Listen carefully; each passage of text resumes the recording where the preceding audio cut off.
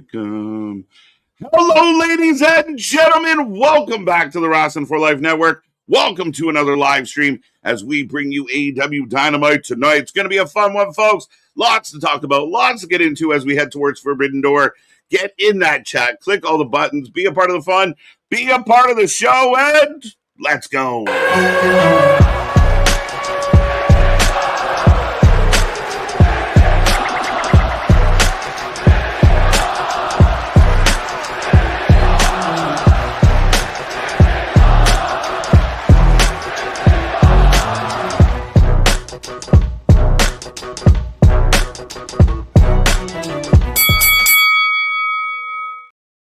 Ding, ding, ding. We are live and back at it again, folks. Like I said, we are the Wrestling for Life Network. This is another live stream as we bring you Dynamite tonight.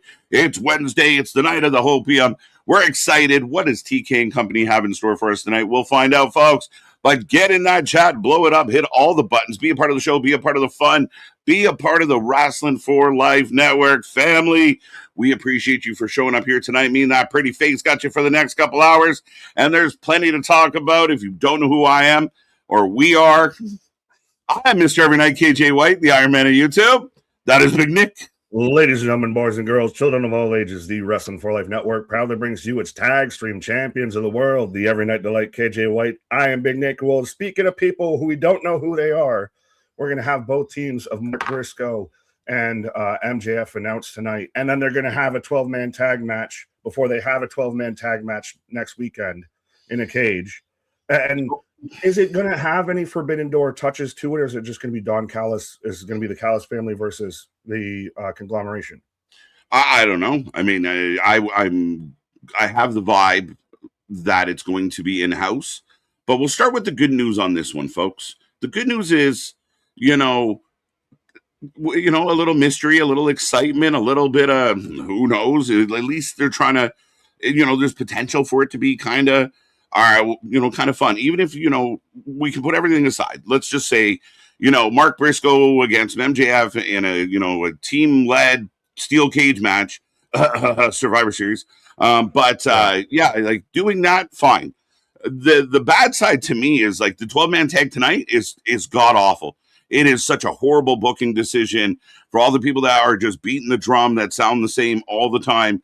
I can't get behind you doing a 12-man tag tonight and then doing a 12-man tag cage match in a week and a half is baffling. What I would have done, Nick, is say there's 2 spots left to pick. Mm-hmm. In the main event tonight is a tag match, and each guy introduces, I got 2 guys, here's my 2 guys. But earlier in the night, you get to pick a couple on the way to that moment. And then it feels kind of more fun, and you don't have to waste what we're going to see sans cage. There's the whole repeating the match, but doing the match before they do the match is ridiculous to me. Lazy. That's the big thing that I have such a hard time. And I know I saw it going around, and I even retweeted somebody saying it's morally bankrupt or creatively bankrupt. It was the correct term. Creatively bankrupt, not morally. But surely, is this kind of what everybody says with the Bloodline storyline of it's repetitive, it's the same thing over and over. You're doing the match before you do the match. Well, this is where I kind of dismiss some people's opinions on stuff like that, because if you're behind this, if you are, this is awesome, I can't wait, Moxley rules, and you have anything bad to say about the Bloodline, like the drop off between Roman Reigns and the Bloodline and John Moxley and the Death Riders is miles. It's Grand Canyon deep, my guy. Like, they're not in the same ballpark, the same realm. I don't even know if they, are doing the same sport by any stretch. Like, they're not even close. Anyone implying otherwise, really? Well, you mentioned about a way that you could have had a match here to set up the 12-man tag in the cage and everything. Yep. I know you said kind of like Survivor Series. If there was an advantage to that match or anything, then you have, say, one guy from MJF's team versus one guy from Briscoe's team. Winner gets the advantage going into that cage. Yeah. I think that you could spin something like that. I like like I said, the idea, like you open the show, maybe MJF comes out and introduces one of his guys. This guy's going to be on my team, and everyone kind of cheers. They come out, they high five. Then Briscoe comes out on the stage and he introduces a guy. Now we got one each. And then kind of like find a segment or two, like something happens in the back and, like MJF's with the guy he picks and he goes 1 second, he opens the door and there's the next pick. The kind of like reveals through the show. But should they set up? Sorry, go ahead. I was just going to say set up the main event where it's like it's going to be 2 members of Team Briscoe versus 2 members of MJF, and we'll find out right before that match who they are. So we get the pop of, oh my God, so and so is going to be in the match, and then we only get a tag match. It can lead to a brawl, and Bob's your uncle, Betty's your aunt, and we're ready for full Forbidden Door. Well, and could you even do, if you wanted to do it that way, that they're actual tag teams, that it's not just guys thrown together, that it's actual tag teams being in it. Now, should it be top guys or upper top guys in this match? Should it not be like not a Lance Archer, not a Ken Rocky Romero shouldn't be a member on somebody's team, not a Roderick Strong? And do they do any sort of Forbidden Door aspect to it? Yeah, I'm really curious. And is there anybody, again, coming through the Forbidden Door where like, oh, that's kind of cool? We'll see. I mean, I don't know. Like, is Mystico going to be with Mark Briscoe because Mystico hates MJF? That's 1 vote for me. I'm calling it now. We're going to see Ishii. Tomohiro Ishii will be on tonight because he'll be on Team Mark Briscoe. I get so torn because I love the guy. I love Ishii once upon a time. But now I struggle. Like, he's just been put there too many times. He just shows up randomly, one-offs everywhere like everyone else. All these one-offs are just killing me. Well, the Forbidden Door doesn't feel quite so forbidden anymore. It's like a doggy door. And that's now kind of crippled and, harpooned this whole pay-per-view. A little bit. I mean, there's not a whole lot of build. We're 9, like I said, a week and a half away. Just 9 days, I think, 9-10 days away from this. You're competing against 2 other pay-per-views. Again, I mean, I'm not that excited about certain things, but we got to put a pin in it. We got about 6 minutes to say hello to the people. As always on Wednesdays, we tend to be a little behind the chat, but get in that chat. If we miss you, use the super chats, use the super stickers, just like Spaz, Damien, and Ronan. They are our top 3. You get in the chat. The more you chat, the more points you get. Super chat, super stickers, get you bonus. So make sure you do all of it, folks. Be active. Let us know what's on your mind. If you're shy, just put an emoji. Put a hello. Put a 1, a 2. I don't care. But don't be quiet. Jump out. Let us know how you're feeling. That being said, I'm going to rapid fire through some of these to play catch up in the next 5 minutes. Zach, National Root Beer Day. I like root beer. I like the stuff. It's good. Right. It's solid. It's good. Mr. Stormy on this date in 1985. Aha! Released Take On Me. Take me on. I still just made me laugh so hard. Right, jokes. Eric, welcome back. Happy birthday to Barry Manilow. Mandy, deep in my heart. Dreamer, and now Callahan. We'll get back to TNA. Folks, we're going to talk about TNA. I promise. I see a couple people talk about it. Damien, welcome back. It is, a lot of big news coming out of TNA, and we're not sure if it's for better or for worse. We're going to talk. But Damien, the leader of the Hopium tribe, Ronan's back with us. Breaking news. Yep, we're going to get there, but that's crazy. It's crazy. Sean Reed, welcome back, sir. Kevin, Ken, Danisha, it's always a pleasure. Almighty, welcome back. Ronan, we got you. Mr. Carpenter, how you doing? Daniel Berry, Sports Highlights, how are you, buddy? Welcome back. Lazy booking, and that's what, I already called this out tonight, so it feels like we're getting some laziness. But repetitiveness, at least. Uh-huh. Almighty, let the KJ Mox hold tight. I love when they book him in the for tonight. Do we not see a Moxley? Man, I'd be shocked. When was the last time we didn't see him? Anyone have like the last time Moxley was not on a Dynamite at all? I can't think of it. No. Some show there was like it's about as much as you don't see Orange Cassidy. Right? Like, I mean, there's been a couple times where he wasn't on the show, but there was like those pre-tapes. He was driving in the desert like a rock. I don't know what was happening. AD and AZ's back with us. AR1, Ken, Lacey Booking, we got you. Ronan got you. AR1 again. Blingo. RR is awful. Okay. Clay Lewis your back with tribal chief. right. Let's go. Savage. Z-Man, welcome back. Spaz, we'll get back to your $5. I promise, sir. Zach got you. Marvelous Queen's back with us. 316 still raging. Cooper, how you doing? How you doing? Damien rounding out. So that's almost everybody. Willie. Buddy Willie's back on a Wednesday. AEW was the land of confusion. I was going into the Disturbed, this is the land of confusion. But Spaz with a $5 super chat. I got no show to plug tonight, pause, but I do have a small post up about a bit of an audience participation thing I'm trying to do. Love y'all. Appreciate you, Spaz. Cheers. Thank you, sir. Oh, and then, Damien just announcing that allegedly TK just added Moxley and Dana Garcia versus Brooke. He's listening to the show, folks. He said, I can't let these people down. They've got to get their Moxley rant. Wait, did he just say no Moxley? I'll be right back. Right. Hold my beer. Tell him to get your pants on. My question would be, pourquoi? Why? Why is this happening? Yeah, we randomly got a Brodito reunion and you didn't advertise that? No advertising on the fact that Brodito's back together for, what is it, one night only, or what are we doing here? Danny, I mean, who cares? But Moxley's supposed to, I want to, if we're gonna see Moxley, I want to see Ospreay in the building, in the shot at all times. You're trying to tell the story between Moxley and Ospreay. I don't like it, but if you're gonna do it right. And they should be together. Moxley just wanders off and does random things that don't add to the story. There is so much wasted motion on a Wednesday night. It drives me up the wall. And Moxley's the perfect example of, I'm just doing stuff to do stuff. What? What do you want?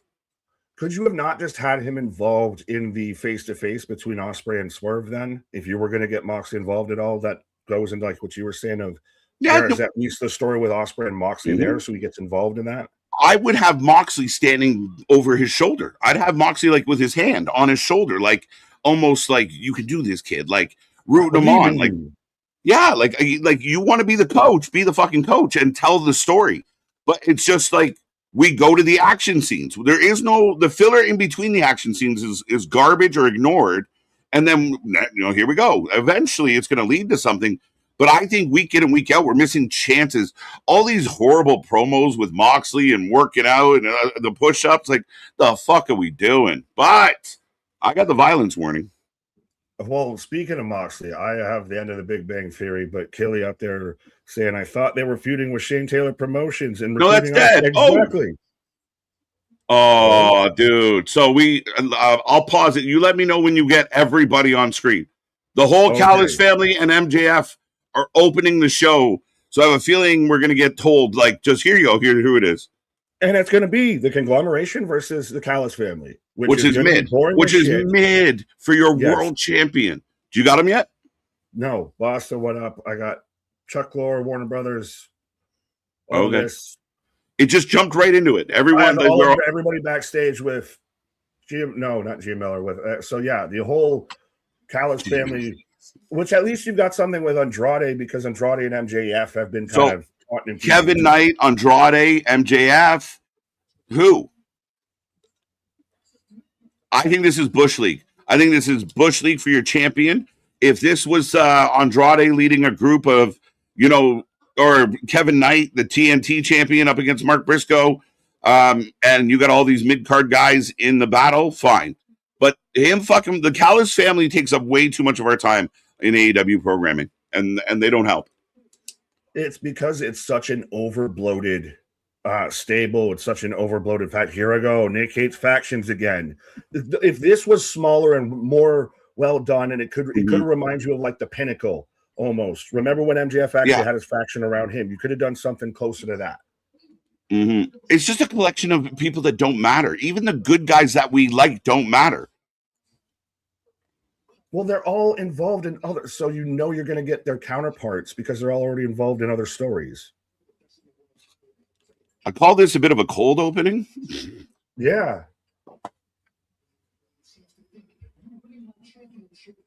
Like MJF, why not do this in the ring? And MJF's cutting a whole promo on Ospreay right now. Yeah, and you're doing it backstage.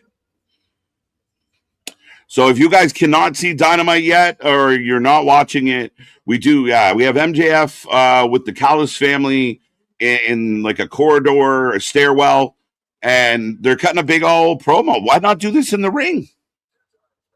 Do all the entrances and everything, or at No, least kick just it off. Hey, folks, open. Tony Schiavone kicks it off, folks. Mhm. We're going to hear from MJF. We're going to hear from who's on his team. Yeah, open the show with the whole Callis family already in the ring because they're jobbers anyway. But you have them in the ring, and then MJF's music hits, and that's how you open the show. You get a pop right out of the gate. Everybody in the stairwell, and if you're live, like, ladies and gentlemen, the show's about to start, and you go to a pre-tape, we're all staring at the screen. We're not cheering. Ah. Now, where's John Moxley and the Death Riders going to hang out? In the fucking crawl space, bro. Right, talking about Moxley. John, Ken, shouting out to Boston. I did see Ken put in the Discord for Anthony that Austin Powers 4 is going to happen. Maybe Anthony, I'm going to fly to Atlanta just to take you to that movie, sir. Pause. Oh, wait. Callis is telling us. So Kevin Knight, it's going to be Kevin Knight, Kyle Fletcher, Andrade, and somebody. So Kyle Fletcher, they're going kind of big. At least they're getting the good guys out of Callis. Yeah, I got him announcing Kyle Fletcher right now. Andrade I like because they've got the... So how do you know? Jake Doyle. Jake Doyle going to be the last guy in. So Jake Doyle, MJF. Oh, Okada. So fair. So I thought we were getting Andrade. I thought you were ahead of me in that he had announced it. There it is. Okay, there's Andrade. I thought they must have had them out of order. So I was assuming he already said Andrade, but so it's MJF, Andrade. I mean, it is kind of a good list of names. They are upper guys. I'll give them that. And I like that Andrade and MJF have a thing going. Jack Doyle rules. Feels like he's kind of being cut out of the Dallas family because of Kevin Knight, and he wants a world title shot at MJF. Right, so everybody dissipates except Andrade and Callis is telling Andrade how awesome he is. But who is behind them in the white suit? Beretta. Trent. Is that Trent? Yes, just being all awkward. Just Trent can't walk down the stairs? Tell he was supposed to get off camera and then froze get out of spot in time. And then because he looked all awkward as they were all leaving, and he just walking down the steps all awkward. Absolutely. As we finally get the crowd shot, I mean, again, I don't work for this company. I think you could have done that better. And I don't mind the names. The good news is the names are decent. I thought there was a better way to do this other than welcome to the show. Here's our 5 guys. Burgers and fries, folks. MDB Lexi there looking, Mm-hmm. So, Team MJF against the conglomeration. Exactly. And you probably get, I think you're going to get the Rascals going by the silhouettes in the back. So you're going to get the Rascals involved. If we're going to go the Rascals? I'm just here for KJ. MDB, the Knee Pad Patrol. Congratulations to Chavo Guerrero and Brian Cage being on the opening scene of the biggest movie in the world right now, Disclosure Day. There you go. I had no idea. Yeah. It's almost like AEW could have made something of that. Mm-hmm. Tony Nese is already in the ring. We are kicking off Dynamite, cooking with an unannounced match. Oh, okay. Why? Okay. Why did you not announce Kenny Omega will be here tonight? Even if just Kenny Omega will be in action would have been fine by my standard. Exactly. He's taking on Tony fucking Nese. It's not like he's, we're expecting a 5-star classic. Why would you not announce that one of your biggest stars in your company would be in action? It's not like he just made it to call time last minute. He just got here. And you're giving him a cold start. Like, again, I thought we could have gone about the opening of the show a little bit better. And not hate, just a little bit of constructive criticism as far as that was so lackluster. and you're trying to make me care about this, but even you don't care about it. You're doing it in the fucking stairwell. It's not important, Nick. MJF is not important. I'll tie this into something else that they've kind of made feel not important. Kenny Omega versus Zack Sabre Jr. is happening at Forbidden Door. I know you don't care for it. You'll be here. I care for it, but they also could have done it to where Kenny actually challenged Zack to a match or something. Mm-hmm. I mean, you've got him out here wrestling now. You could have had him tie that in instead of just advertising it in the corner. Yeah, I have a feeling they booked Tony Nese in this spot so that Zack Sabre Jr. could show up here. We're going to get probably another one of those post-match. They love post-match promos, so hang tight, folks. But I put a poll up. I think it should say 100%. Oh, who wins between this? Kenny and Jack Doyle rules, or Doyle rules. But yeah, so your official team for Team MJF is MJF, Kevin Knight, Kyle Fletcher, Jake Doyle, Kazuchika Okada, and Andrade. 100%. I mean, again, the names are there.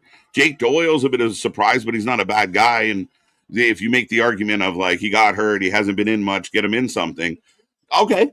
Like I said, I don't really hate the roster. I don't hate the names. I just hate the whole vibe of it. It feels so Mickey Mouse. And you're going to do a 12-man tag tonight for a lack of creativity. We sat here for 6 minutes and came up with better ideas on how we could make this cool. You're going to see that match now later tonight in your main event, and then you're going to see it next Sunday. In a cage. That's the only difference, is it's in a cage. Yeah, and the AEW tag matches have so many rules that it should look way different than the cage match, right? Oh, but they're in a cage. Vince Russo 101, but they're in a cage. And there it is. One-winged angel to the end. So we got that out of the way. Thanks for coming, Tony. Didn't even know you still worked here. I didn't even know people got involved and tried to interfere in this match because I saw two people took a bump on the outside. Yeah, why are we getting run-ins in this nothing spot? Arya Daivari out there trying to save Tony Nese from Kenny Omega. And Smart Mark Sterling. All people, did you know they were still employed by the company? Right. Even if they announced Kenny versus Tony tonight, you probably would have had an issue with who Kenny was facing. So then you just announce he's going to be in action. I'm fine with that. But that's being chicken shit of your booking. Be confident enough to take the criticism. I understand. Interrupted right away. So I don't mind them booking like a nothing match if it's setting up an angle, which this is. So, I mean, on its face, Boston, I mean, some may have felt that way. But again, I would have put Kenny Omega in action tomorrow, next week. That's all you had to do. They're all here. TMDK Thank you. Here, so I will at least I like that this is the only Forbidden Door thing that we're getting on Forbidden Door right now. With Kenny this is not a good match. Like, I don't care that they're going to book this in a pay-per-view. Zack Sabre Jr. means nothing to this company. It means nothing in the future of this company. It helps nothing. It does not help further this company. It's Forbidden Door to where you're having, and now the Bucks come out. So 6-man tag next week, or let me guess. This week, would they dare? Got warmed up. So right here, right now, with Jack Perry. Hey, contract. Jack Perry should have stayed in the back. You want the baby faces to either be on even terms or have less. Yeah. You don't like your baby faces to have more people. Having the advantage. Just being picky, but that's the kind of the way you 101 shit. It is. It's basics. Because now Kenny's got the mic. And I was saying that this is the most Forbidden Door. I get you don't like Zack Sabre Jr. in this match. He doesn't work for AEW, everything like that. But this is the only thing that's cross promotional on this whole show. It's true. It's really the only thing at this moment that does fit the bill. You're right. You are right. And I'm just a little picky because can I get that on a soundboard, please. You are right. You are right. I can make that happen. But I just feel like Kenny should be doing more important shit. And I feel like Zach, we've seen all Zach's matches. It's going to be the same old shit. I've said Kenny should be the guy that's mentoring Ospreay instead of Moxley. They teased that even a little bit a week or two ago, and then they've completely walked away from it. And again, I think that's great because what you do there is Kenny's trying to help Ospreay. Moxie's trying to corrupt him because Moxie should be just a heel, not this bullshit. Right. And then it creates beef between Kenny and Moxley. They can have matches. And then Will's stuck in the middle and has to decide, is Kenny my guy or is Moxley my guy? And then if he chooses Kenny, it makes him uber baby face for when he turns and goes after MJF. It's simple shit. It's right there. Right. Sterling, oh God, not a Kenny promo. Yeah, this is Kenny's promos as much as everybody, but certainly they are soft. They're baby poo soft. Bang. Bid you adieu. Okay, buddy. I think it's just it's part of him, so it is what it is. Like it hasn't changed up. It's always been that way, even when he was in Japan. Okay, so the Bucks just came out for support, and we had a bit of a verbal exchange. You're all here. You're all in athletic gear. Three of you are in your ring attire. Sounds like you could have had a 6-man tag match, which would have been fucking phenomenal to tease. Why not do that at Forbidden Door match? And amazing to have announced on TV. I'd rather have that match at Forbidden Door.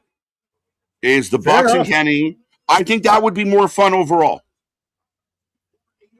I'll give you that, but I feel like we've probably seen it before of Kenny versus Zach, but I do just like two of the best in my style that I prefer pro wrestlers. I'll admit that right now going at it. But you could have had both matches either way. You could have had a singles match that led to the 6-man or a 6-man that led to the singles.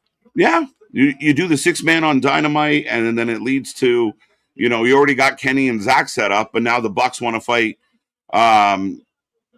what's their face? TMDK, and we move on. You set that up real nice, but not here. As we go back to the dogs, taking out the Bucks on Collision and winning. There's something. Well, when are we going to get Gabe Kidd back in AEW? He just showed up in New Japan. How you know, KJ? But how do you know? Tonight. Yeah, how you know? Face to face for the men's between the finalists of the Owen. I'm so confused by all of this. I really am, man. Moxley's mentoring Ospreay. Ospreay is going to fight Swerve, who was the most dangerous guy, who had a beef with Bandito, but it went away as soon as he beat him. I guess. I don't know. Like, nothing's lining. Nothing makes sense. Nothing. But it's all stuff that you can see it like right in front of you. It just keeps getting worse. As the Death Riders are about to come out right now, I'll read this super chat from Spaz of Shout Out Nair because I think this got lost a minute ago. So they're warming up at the ticket booth and everything. They're warming up. It's so pathetic. It's pathetic. What the fuck? This looks just like Jay and Jimmy when they're in the fucking alcove and there's people fucking hanging off of them. Well, all you're doing is highlighting the fact that not nearly that many people are there. That is a valid point for sure of doing it in the. It looks stupid. With nobody around you, but that's their kind of motif because they're heels, they're baddies, they're not supposed to be scorned by fans. But then why do you come through the people? He's a baby face. Let's go. Let's go. I don't know what they are, but he's an idiot. That's what he is. He's a fucking idiot. I'm not going to call you that, Spaz, but that's the only way I could. That's nice. But $10 from Spaz. KJ, get a helmet. One possibility I heard today. Swerve and Ospreay as a draw. First ever co-holders of the Owen, making it a triple threat at All In that gets interrupted by Hangman because he can't be champ. Yeah, that's a thing. Co-holders of the belt would be the dumbest decision. I can't go with that. That can't be right. Could Swerve be bitter about losing the Owen and work himself into a triple threat? Yeah, sure, maybe. Hangman, I don't know. I have no idea. Could you do Swerve Kevin Knight, because I thought Kevin Knight and Swerve were going to pair up as now we're doing push-offs Dude, this is Marina like, and Garcia. I feel like Tony sat down and we're like, okay, we're going to get everything KJ hates out in the first 40 minutes tonight. Well, like, and again, this, what you the have fuck? Rodito back together, the band's all back together, and you don't have it announced. And they're going to lose. Not saying you have to announce the match fully. You could even just say, and Brodito returns in action tonight. I'm baffled. We try and start off with hope. And Damien, give me your hopium pipe.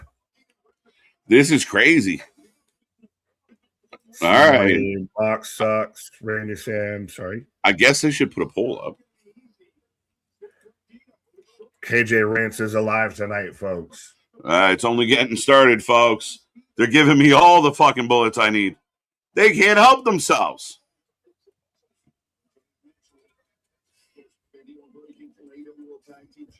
I will say politely that AEW's venues at least look different regularly, weekly on TV versus WWE. Every arena that they go to, for the most part, kind of looks the same setup, the same everything. AEW, you got one night, you got the fucking, stadium seating. The next night, you got this. I'm trying to find a positive, okay? I'm trying to find something to like here.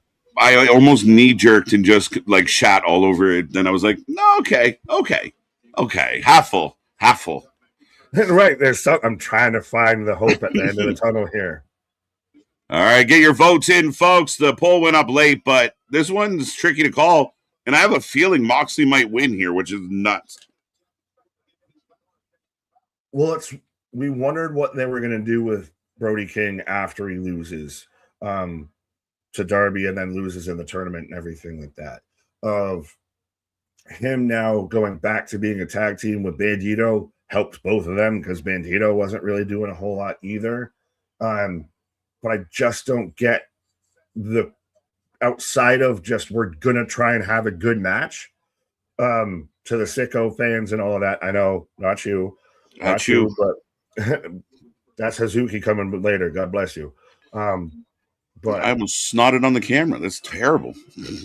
That they're going to have a good match here because there's no reason this match should be happening. If Moxley and the Death Riders are supposed to be quasi baby faces, as Brodito's definitely baby faces. Yeah. Like the question to be asked. So what are we doing? And why are we doing it? And nobody seems to answer the question, why? Okay, we're going to have this match. Why? We're going to do this pay-per-view. Why? We're going to put Moxley in everything. Why? Like, why? Why is all show. Why are we doing what we're doing? Anybody know? They're very bad at improv. They don't know the yes and. We try to do our best version of it, but they don't know the yes and. Right. It's crazy. Death Riders for the win. See, that shouldn't be a thing. But yeah, it's close. Here, though. Breathe, KJ, breathe. No. The sicko fans. I don't want to. Funny, most arenas they run ones NXT does. Yeah. Didn't make the connection. Oh, we have the Macarena. Is that what that was? Hey, Macarena. So now we're going to get the Daniel Garcia dance spot. And they this is where the best wrestle. Where has someone wrestled so far tonight? Heel Danny got a big cheer for his hip thrust. I'm confused. How about y'all? Hey, lean away. Right? Based on that response, get Danny out of the fucking Death Riders quick. Danny would be good fighting for get the Zust spots. Right? Danny would be good fighting for the Ring of Honor Championship. I wouldn't even mind Danny having a rivalry with like a Kevin Knight for the TNT title. Danny is a big tough guy. Doesn't work for me, brother, at all. Are the Death Riders a Ring of Honor faction? How? Currently, I mean, fighting a Ring of Honor faction. Yeah, kind of, sort of. I mean, it's all again scrambled eggs, bro. Scrambled eggs. Well, this is what you get with what you wanted last night of, the everybody, even Raw and SmackDown, have the tag titles in NXT. Everything becomes scrambled eggs at that point. Scrambled eggs. But why?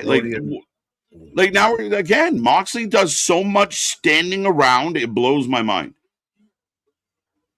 Okay. All the chops. You're tough, man.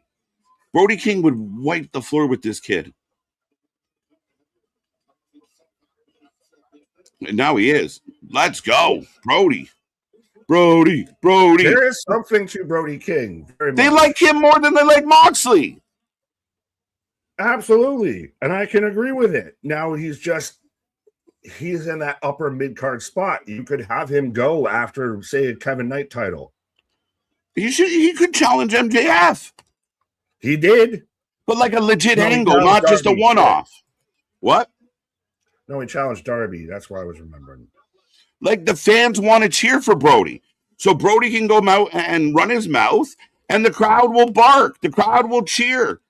It's like we put fucking Oba in a fucking storyline with Kip Wilson. Like, what the fuck are we doing? Oh, saved it. Benito Moonsault.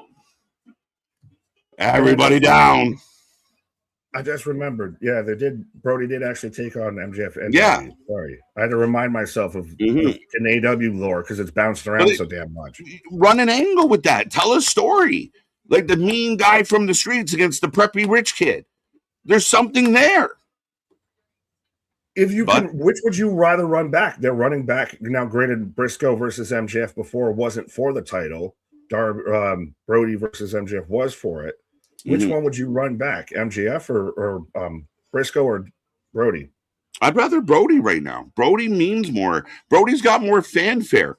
Brody's another example of a guy that got hot organically and Tony cooled him off quick. Oh, no. You're going to hurt Jericho's feelings. He's the most over guy here. It's like, you remember in the NWO, every time somebody came in and got a raise, they got a raise too? I feel like that's what happens backstage. If like someone gets over in AEW, they got to like balance it back out. No, you can't be ahead of the Bucks. We got to make this eagle. Could that be a thing? Because that was worked in their contracts. Yeah, I believe. As I'm in picture right now. But Spaz with a $10 super chat. If you're a face, why risk yourself in a cage for someone else's title shot?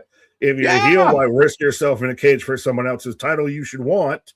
And the fucking ring level ramp, 0 out of 10. 0 out of 10. Spaz nails it. Why the fuck am I going into like, oh, well, he gave me money. Grow up. This is so childish. Such a like lazy fucking way to go about this. Instead of coming up with rhyme and reason, it's, oh, we just threw money at these underpaid poor wrestlers. No, see, you could do that because that worked in the territory days that used to work in pro wrestling. It's now become bastardized in AEW because Tony Khan will have a $250,000 peso 8-man tag match randomly on a 0 hour just because. That shit makes me so mad. Concept of slipping somebody an extra mil doesn't really hold weight or hold water anymore when the fucking owner of the company is just giving away willy-nilly. And like I said, if the Callis family wasn't 27 members and maybe more like 5, and that would have worked if that's a line, because MJF had a faction at one point. And you've always seen at times where you get the Dangerous Alliance, you get stuff like that. You get teams that are all heels that may not all completely intertwine, but they're all heels, so they come to a common goal. Yeah, I mean, you give people purpose and reason, legitimate reason. But they take the lazy route. They take the easy route. It's pop-up book writing. I've said it for 3 years now. It's just like a pop-up book. There's no real story, but hey, it's pretty cute colors. Yay. But again, like, you have opportunity, and I don't even dislike the names that you announced so far. But again, you kind of mailed it in on how you did it. It doesn't feel important. Your world champion's involved with it. And again, like I just can't help but think that if we could just highlight the people that the fans are getting over, but AEW was, the sickos say everything's fine. Oh no, this is great. But Brody King's a guy that could work, could chase. You need guys the fans want to cheer. And you got to stop making all the guys the fans want to cheer pussies or this weird in between gray that you think is somehow, artistic wrestling. For how deep of a roster they have, they seem to kind of use the same set of players every time. Like you're running out the same offensive starters every series, every line. Well, this pisses me off because you hear it all the time from Tony Khan in interviews where he says, there's only so many hours on TV. Well, how about we disperse some of those minutes? How about we give them to somebody else? Because your starting five is getting dunked on. How about we throw in some fucking bench staff and see what we can accomplish? Change up the starting five a little. Come on. What do we got? What do you got to lose? Right. Killy, what up? Oh, Rainy Sam was explaining the oh captain. KJ moved 100%. Like Robin Williams in Dead Poet Society. How about them apples? I didn't know the first part, but I did laugh when I saw the quote, and I kind of acknowledged it, Randy. But is it the fixing of the glasses? Man, there you go. But Killy, my glasses. Roland, MDB, Jose, Bradley, Baston, Spaz. I see you. Almighty Pop, this got to pop out of me. KJ, I respect you, brother. You clearly don't like AEW, but try every week to give it a chance. It's like me with TNA, which is so funny because I know Almighty Pop's kind of a newer name. The whole channel started with KJ going anti-Jim Cornette and being the flag bearer, the waver. He was a sicko once upon a time, and now he's giving in his sicko card. Yeah, I'm a denounced sicko at this point. Every week I show up hoping like they're gonna get it. They're gonna get it, and then we get like a really good pay-per-view, and I'm like, all right, let's see. Nope. And I think that's the only reason why I get so worked up is I genuinely wanted to succeed, and I genuinely feel like I know how they can, but they think like it's not even hate. It's just I question your decision making. I question the intelligence of the people that are making the show. He's backing. Oh. Brody King is backing down to Marina Shafir barking at him right now. Roar. Roar. Here comes Moxley. Let the dogs out. Mox. That was a tope. Moxley. I love this though from Nair of the crossover on all the chats of try AEW. AEW may cause headaches, internal rage, confusion. If you experience symptoms of letdown, console Lady P wrestling telephone service.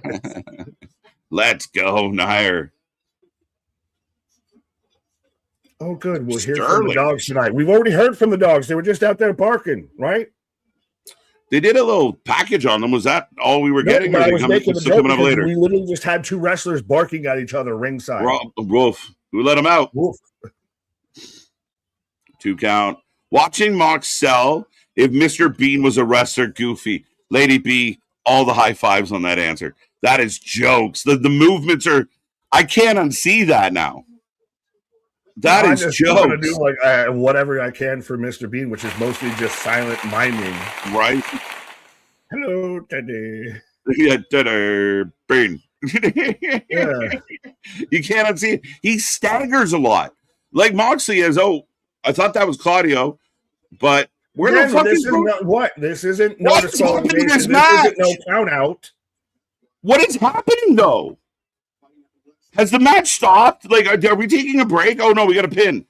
What the fuck is this? Between on the barricade, he's literally just stuck there.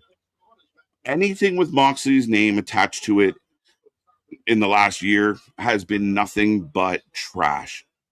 Trash. Including this match. This match is fucked.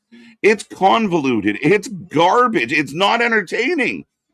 We got a better match last night with on Monday with the 2 tag teams. Like, help me understand.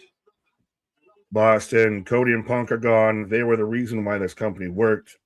They wouldn't allow for half-ass storylines that's not making sense.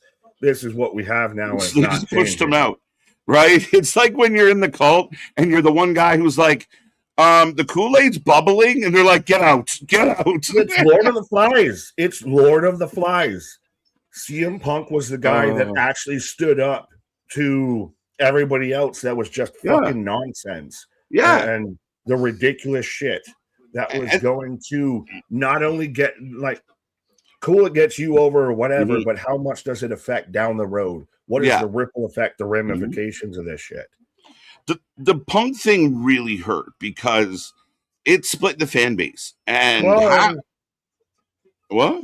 Oh. We had Moxley claw on the back of Brody. Oh, he loves the claw spots again. Thank God he watched a couple Hulk Hogan matches. Like, fucking high five, buddy. The back rake that hasn't been over since 1975. But like, as a good guy, I'm back raking. Like, and like, nobody cheers. Nobody makes a noise. But it's a heel move because it looks gross. What you were saying about with CM Punk. Superplex. Oh, that just went up 3 stars. Is Mox the worst seller in the business who's a vet? Oh, yes, for sure. Road Dogg? Oh, yes. Which we do have to talk about TNA and Road Dogg and all that shit. But we are in picture right now. I hate like absolutes, and I hate sticking somebody like oh, he's the worst by far, because I'm solely trying to think of someone else. As far as somebody who's featured in a prominent spot on any wrestling show, he is by far the worst. So why is this nurse, well, I'm assuming he meant match, taking 2 commercial breaks? This has gone through picture-in-picture twice now already in the first half hour of the show. Because it's Moxley. They got to give him all the time, dude. We are 30, almost 30. Are they going to do the 12-man main event tag match commercial-free? No, you never know. To start off the first that match is going to start at 10:02 after a commercial. That match is going to start at 10:02.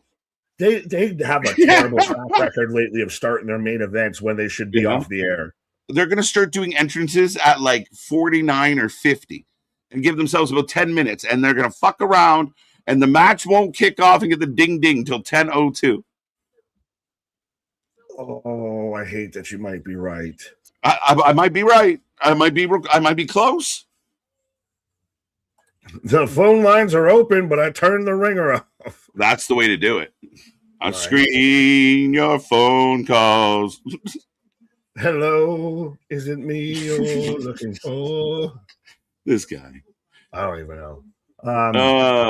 But yeah, we're in picture. Do you want to quickly mention? So Tommy Dreamer is leaving TNA.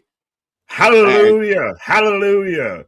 Some people have said that. There is a merciful, sweet 6 pound, 8 ounce, sweet baby Jesus out there. Yeah, are we putting too much of the blame on Tommy? We don't know who else was involved in this. Tommy Dreamer. Yes, I love what he was in ECW and the legend that he's become, and I tolerate him on Busted Open.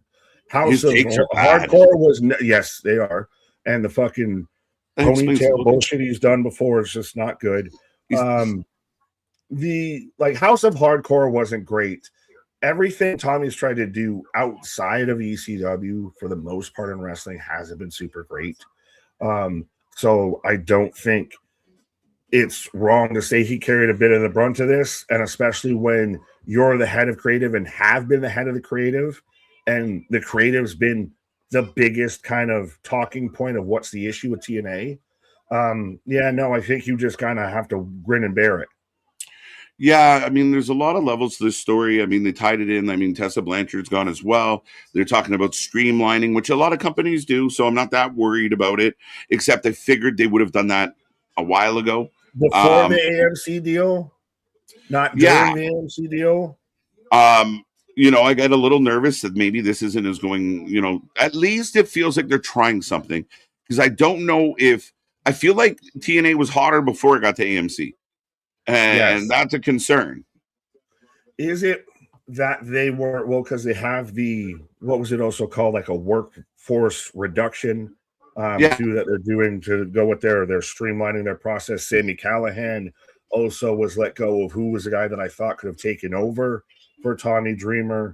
And I know me and Anthony even talked about this, I think last week, I thought Sammy is a guy who had under contract. We've seen what he's done with Wrestling Revolver, who could have filled in that position. But it seems like they're they're very much making a declarative statement of they're going clearly in a direction. If the direction's going to work remains to be seen. You got to make it putting their stamp on this era of TNA. You got to turn this around. You got to, okay, Dreamer's out, you're streamlining, you're going to, shape up your booking, then make it count, make it matter, make it good. As Bandito gets the tag, he corkscrews in on Moxley. Moxley throws a punch to the sky and he fucked it up. Well, he kind of just fell. Oh, lost control. Good calls. Tilt-a-whirl. Danny. Corey, this is a great comment, man. And facts are facts. It's crazy shit.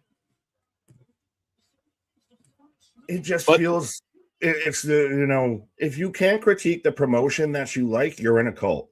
We critique WWE as much as we critique AEW, as much as we critique TNA, as much as we even critique fucking GCW and XYZ independent promotions that we watch too. Right. Yeah. Another forearm. Down goes Bandito. Is anybody into this match? Like, we're like 40 minutes into the show, and if you weren't here, I would have been banging my head off the fucking wall. I'm glad I could be of assistance out here. Garcia Falls just rolls out, and then fuck, are you stupid? And the ref's distracted. That was the dumbest shit I've ever seen in my life. Oh, do you realize how stupid we are? Big suplex on Marina. Marina gets popped. Danny was in the ring. Marina was outside the ring. The ref went over to the ropes. Marina rolled in the rings. Danny went outside and started arguing with the ref.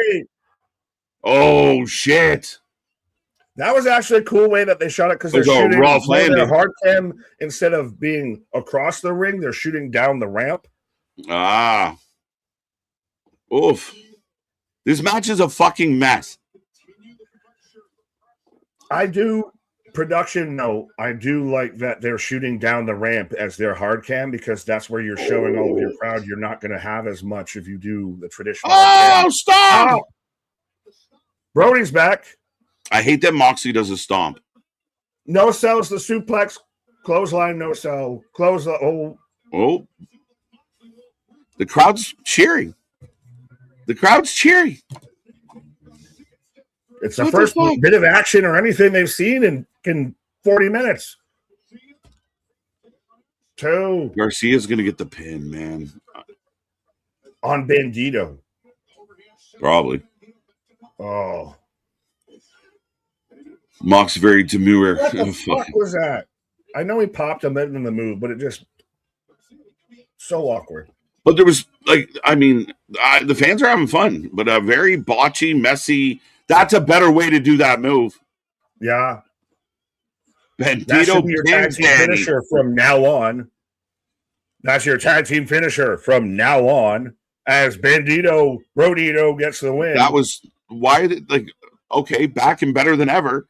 And the Death Riders, who were teaching Will Ospreay how to wrestle, just got beat. And Garcia still just folded. Yeah, he's just staying. He's selling. He's making up for the non-selling of Moxley. He has to oversell, but again, yeah, he's overselling to make up. Opportunities to me tonight. If you're trying to draw viewership and draw attention to your show, we went into this only 4 things, and I'm not saying 4 matches. Only 4 things were announced for the show. You could have announced Kenny Omega will be in action, the return of Brodito in action, and then those, I think, especially to even your regular fan base, would draw them in to tune in more. Yeah, no. As we got Okada and Fletcher.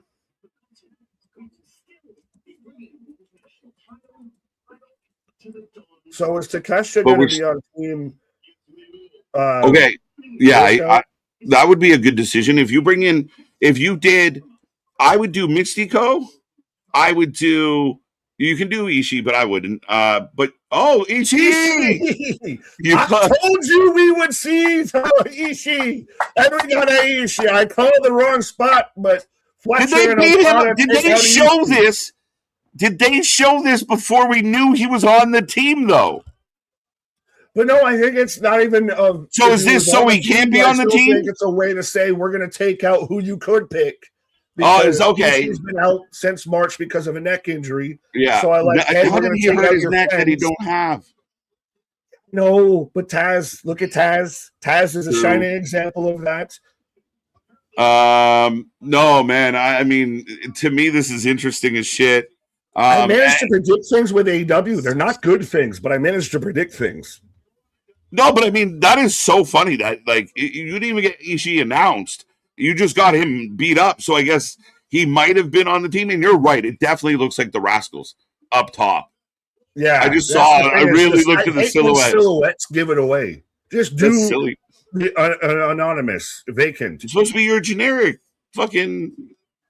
Yeah. All right. I'm going to take a pause for the cause, but I got to re-up and stretch my legs. AEW has zero structure and consistency with the fucking Moxley coming in just to get out to be tagged instead of Garcia. Yeah, it's like they think this is a great idea, but the execution is awful. It's like watching bad community theater where no people are missing their cues. That whole sequence of the ref was distracted by nobody because nobody was there. And then Danny slid out with like, oh, hi, by the way, fuck you. Like, where was that? Like, why was the ref even out there? But I digress. Some of the shit, like, people are going to talk. That was a good match. There was some high spots. It was super, but it was messy. It was clunky. The Mox matches continue to suck. And someone has to explain to me why the Death Riders just lost that random match. To defend them. We took a whole like 12 minutes off of that match talking about TNA and this, that, and the third and everything else. And still we're there for the finish. It went through 2 commercial breaks of that match. I think outkicked its cover. Like, it stayed too long and managed to have a decent ending enough that, hey, cool, I caught the ending. That was pretty solid. But the rest of that was, 12 minutes of nothing. Train wreck. And I am so sick and tired of John Moxley forearm spots. John Moxley stands around more than a fucking crossing guard waiting for the next group of kids to show up. Like, he just stands around a lot. He's bad. I'm going to go fucking deal with it. There, you go walk this off. You go sketch up your new What Grinds My Gears video out there of, what's the annoying things in pro wrestling, which I feel like there could be quite a bit. But I am in commercial break right now as be a friend, tell a friend, folks. We do this for anything and everything. We're here live all the way through Dynamite tomorrow, Impact Friday night, SmackDown, and then on the road to Wrestle Marathonia out there, Slammiversary, Great American Bash, and Forbidden Door all next weekend on top of Night of Champions on the afternoon before. But Big Ed, what? Sterling, who's the whoa now? I shouldn't have clicked on that one. That's a term I don't want to use or read out loud. Hit that like button, folks. Absolutely. Be a friend, tell a friend. He's on the ground holding something in the area someone's neck would be. Who's what now? Wesley, 2 of the guys behind Briscoe looked like yeah, exactly. That's what I said. And it should be your generic silhouettes. And even then, it goes into why can't you just have them have a regular match? Like, this feels, and I didn't even realize of how you had Team Death Riders, the cage match last year for Forbidden Door. So is this now got to be just a tradition stipulation? Because I don't get why we need the team aspect to all this. Is Ciampa's backstage? I feel like we've spent as much time backstage as we have in ring. Stopwatch Blue Hand. It's funny on YouTube, the stickers and everything, on this end just come up as text of Stopwatch Blue Hand Timer. Mox says, how many matches have been on the show so far? 2. So far, we have had Kenny Omega and Tony Nese, and then we have had the tag match that we just had between Brodito and John Moxley. Say his name and Ishii appears. I believe in Tomohiro. Which, by the way, what in the almighty has happened to Joe Hendry? Logan Paul, who tore his tricep, made a bigger return and a quicker comeback than Joe Hendry out there. Wrestle Rants. No, they hurt Ishii. I'm devastated. Oh, moving on. Yeah, it was the predictable choice, but it's still going to pretty much just end up, I feel, being the Callis family versus the conglomeration, and it's all very in-house. There is not much on a Forbidden Door cross-promotional pay-per-view that feels cross-promotional. You have Tekla versus, Starlight Kid, and then you have Zack Sabre Jr. versus Kenny Omega. Those are the only two cross-promotional matches right now, and normally this has, the typical AEW 8 matches on the show and everything. Oh, what are they? Copeland going at the dogs, puts the match out. Oh, Cope and Christian. Hey, at least they're going back and they're paying this off, okay? Because it was the dogs who, after they had beaten FTR and everything, when they were doing the 5 minutes of flash photography or 5 seconds of flash photography. Harold, it might be now 5 minutes versus 5 seconds. But the dogs jumped them. So this is what going to be your match at Forbidden Door, Cope and Christian versus the dogs tag titles. I'll buy it. But again, Forbidden Door is becoming more and more of just an AEW pay-per-view, or guys who used to wrestle in New Japan who now work for AEW are on the card, a la the dogs, a la Will Ospreay, a la Okada, half of MJF's team. So yeah, there's no CMLL crossover with any of this. There's no, as much as Tony tries to be, the bastion of this is we're all loving each other, we're all working together. This is still very heavy-handed AEW. Yeah, Christian's got a mic. Well, they both have a mic, but I bet you we're setting up the tag match at Forbidden Door.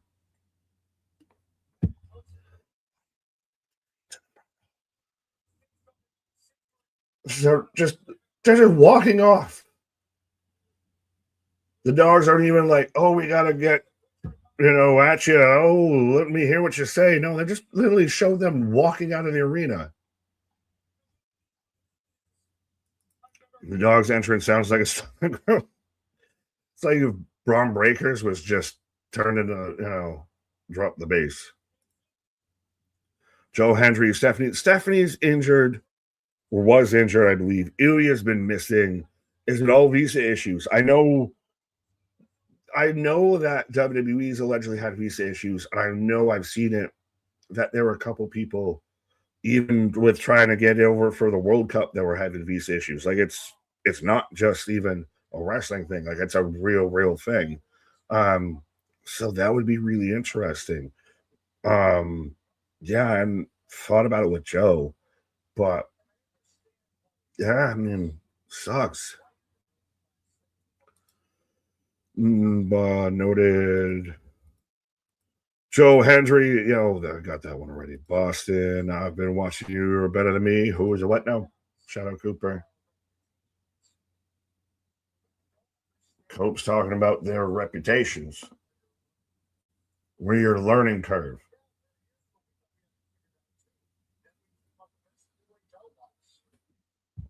New Age Outlaws, middling pop. Oh, we're going to go to the Hardys and we're going to go to the... Hey, we're going to mention a lot of teams that don't wrestle anymore and they don't work here. And respectfully, I'm not trying to be a seat watcher, but when you have the crowd really lit up like that and you have bright red seats that the crowd's sitting in, you're noticing a lot of people took the KJ Pause for the Cause route and kind of this is when you went to the concession stand. You went to that merch store to get that Mercedes Monet puppet and all of that. Sterling, I can't make the noise of the storm, but yeah. This is our house. What?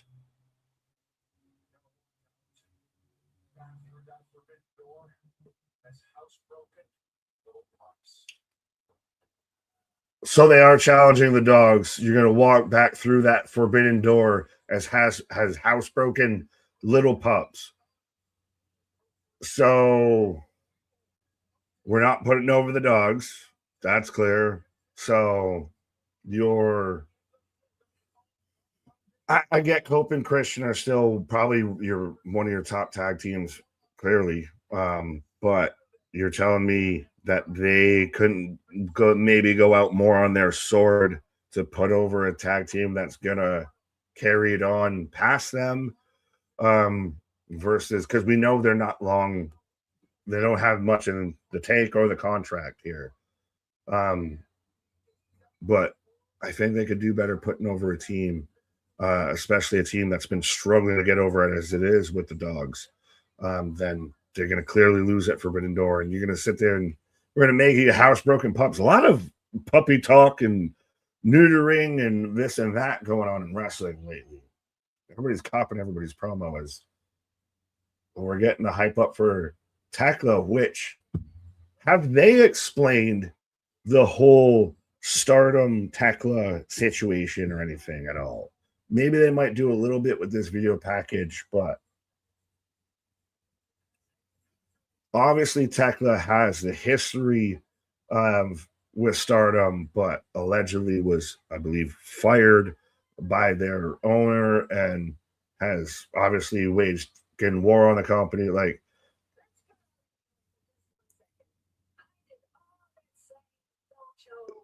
yeah, okay, so Tekla's out here, so we're getting, both sides of it, and I dig it. Like, Tekla, I will admit, is solid. If she is probably right now your top star in the women's division. I know, obviously, clearly women's champion, but Monet's back too. But AEW does have a bit of, if you could get Toni Storm back, Toni, Monet, Tekla, you've got a really good kind of starting core for a women's division. And Tekla's proven she's good on the microphone. I really wish, though, they would explain a bit more of the lore behind the whole Stardom beef outside of. So she's gone from calling everybody a dumb bitch to she's into spitting. Like, I don't quite get that whole thing. That feels a little forced and weird to now part of your gimmick is just spitting. But, I mean, the Sheik made it work, baby. But I wish they went a bit more into the whole story as to why Tekla's so pissed off about Stardom, and if they did and I missed it because I was talking, and I apologize, but yeah, some of this stuff feels like it's at times too much insider baseball leave, like the WCW effect of you bank on smart mark fans before you bank on your tuning in your regular your average audience. Spaz, AW rules at making me give up on my favorites. Oh, why now? Who, sir? Who's Sir Spaz? But I am in commercial break right now again. Ronan, I see you. Jose, Tekla might be the best promo in AEW. I still would always say it's MJF. I still think MJF is a guy that should your Roman Reigns level, and I say that, and he should be as big of a star worldwide as Roman.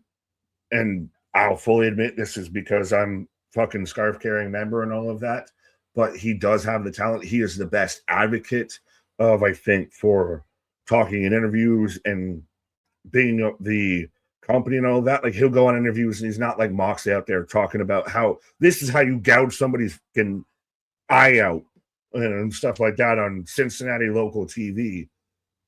MJF will go out there and sell you on the pay-per-view, sell you on the product, sell you on the company, sell you on the talent, sell you on the roster, and be candid and feel genuine about all of it.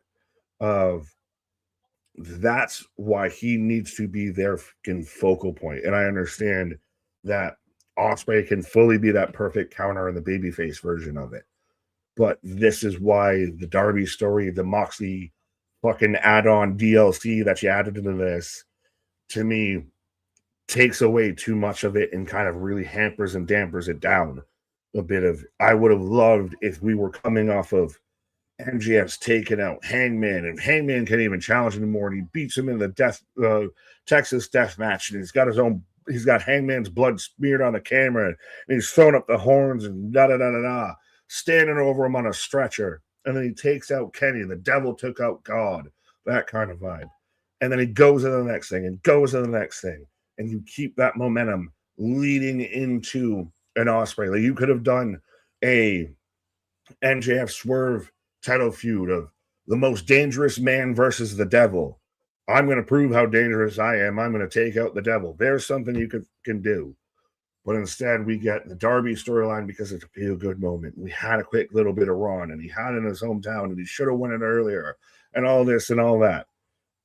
Couldas and shouldas and wouldas is not going to pay the bills up there. They should have MJF as their clear and definitive top star, not cutting promos in a fucking hallway to start off a show. And you should have the perfect counterpoint set up with him, with Will Ospreay. And instead, you're middling and muddling. What? Your call is important to us. There are 6,425 callers ahead of you. Press 1 if you would like to get a call back in 45 to 90 business days during leap year. Fair enough. This shout out. I see 83 people kicking it with us. Let's see if we get that up to triple digits out here. But I am trying to click on as many comments as I can. I know it's Wednesday. We're all hot and heavy paws out here talking about all this. So I'm trying to click on as many. Daniel Garcia again. No, we got the whole Death Riders. What is he doing? The Jedi. This is not the Death Riders you are looking for shit. What was the fucking shit with that? I'm going to fight you because you beat me. The Continental Championship? For somebody who brags about being sober, he sure as shit cuts a promo like he's drunk. I got in shit for saying that by some softies out there because I said he acts like the drunk uncle. And they were like, how dare you say that about someone that, is recovering? I'm like, whoa. He's acting like it. I'm sorry if I came on the stream and started talking about you want a challenge for the Continental Classic. You might say, Jesus, take the wheel. Right. Maybe Nick, go home, sleep it off. You're not fit to drive this particular moment. You're not fit to drive this stream. See? And just when I thought the show couldn't get any better, Nick's going to leave this is where I say, with Monet. No. And I do like at least fix Sasha coming back. Sasha wins this. We're getting Monet versus Athena in the finals. Hazuki, God bless you. She did thicken up, right? That's true. All right, folks. Nick's on a pause for the cause. Monet on her way out, as she will take on Hazuki, which, you guys can come to your conclusion on that. If the Owen Hart's so special, I would expect bigger names than Hazuki to be in this tournament. But it does, compliment to Mercedes. It feels like she's tickened up a little. Facts. Let's go. Well, that is the problem. Okay, not mine. Okay, you two still battling. Come on now, get along. Thekla, the best female promo in AEW when Tony Storm's not around. Thekla's been great. Thekla's got personality. She's got charisma. She's got an attitude. Thekla is good to watch. It's fun to watch. You need to promote and book and use those women. Those are the talent that you need to push. Listen. Great generic wrestler 1, great generic wrestler 4, 12, 18. Those are all fine and well. Those are great filler guys and girls that are good in the ring. They'll give you a good match, but they're not going to sell tickets. You need talent that can sell tickets.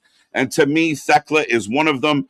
I think I heard Nick ask, why is she mad at Stardom? It's the whole storyline that she was fired from Stardom, which in story or on TV, she really was. So that they fired her because she put her hands on whatever his name is. I tend to disagree. Danhausen is a bigger star than MJF at the moment. I 100% agree, Ken. Danhausen is a bigger household name and a bigger star than MJF right now. So is Javon Evans. So is Obafemi. So is Roman Reigns. So is Cody Rhodes. So is Randy Orton. So is Kevin Owens when he's healthy. So is who else is at the top of that card? So is Gunther as a heel. So is Sami Zayn as a heel. The list goes on. Yeah, they're in the big leagues. MJF may be one of the best in the minor leagues, but until he goes to the big leagues and shows what he can do, it's all just theory. And not Austin.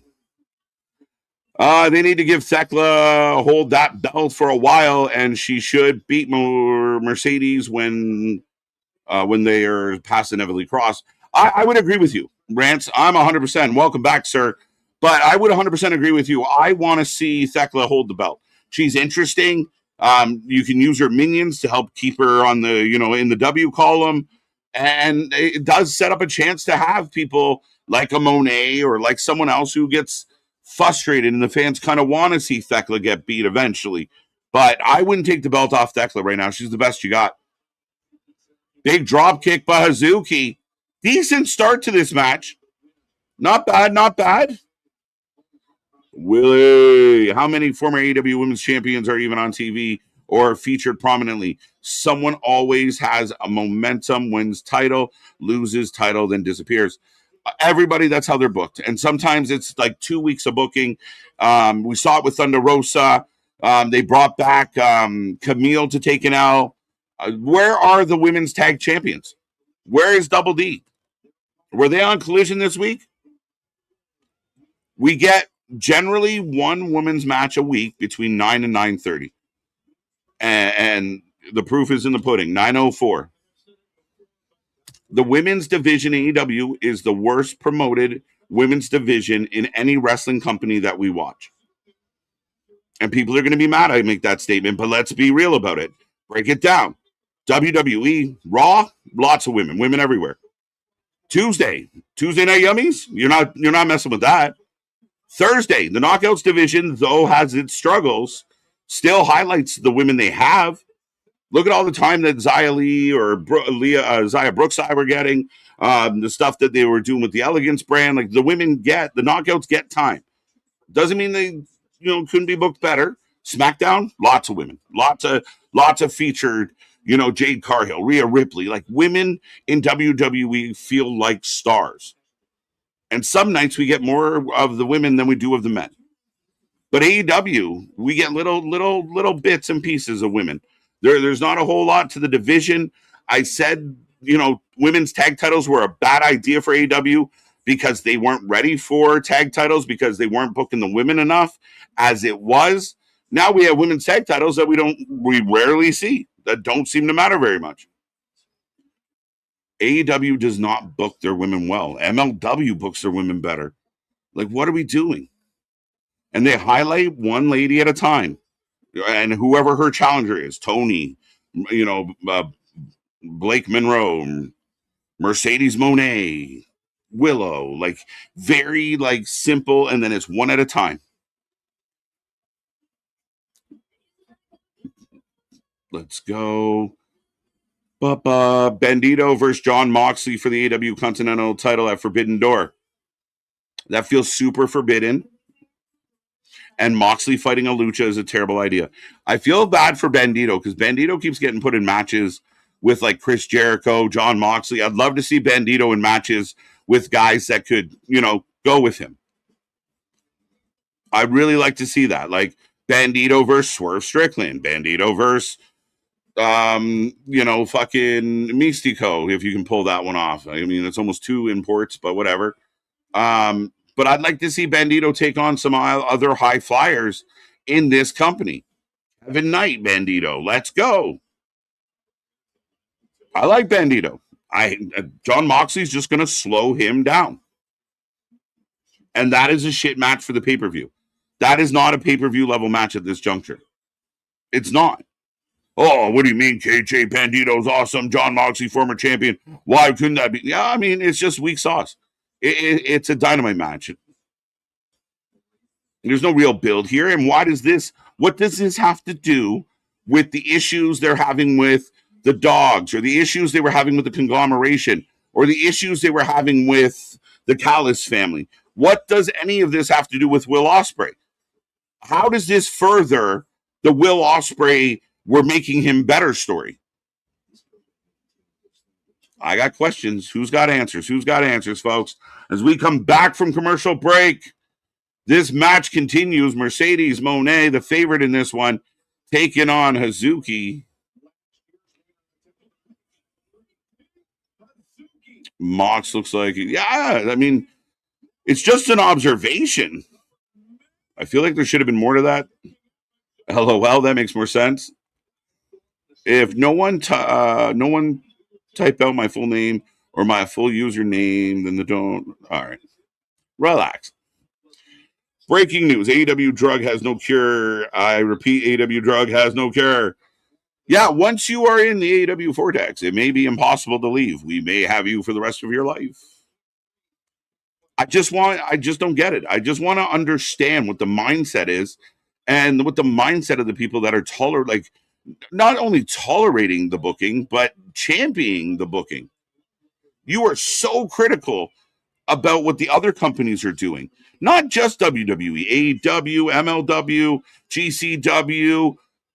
Their fan base shits on all wrestling. The only place that delivers really good wrestling is AEW. But I beg to differ. I have questions. Speaking of questions, If you got the questions, I might have the answers. But I was going to say, though, too, then for all those people out there, that's where you get your pre-med out there. That'll help you get through all of these AEW shows as your hashtag pre-med. That's for all the sickos out there. It is 100%. You can be mad and be responsive and be engaging. You go out there and you make the conversation about AEW, even if it has nothing to do with it, or even has nothing to do with WWE, the company you hate. You go out there and make it about it. But yes, get your pre-med today. Right. What happened to Toni Storm? She was murdered.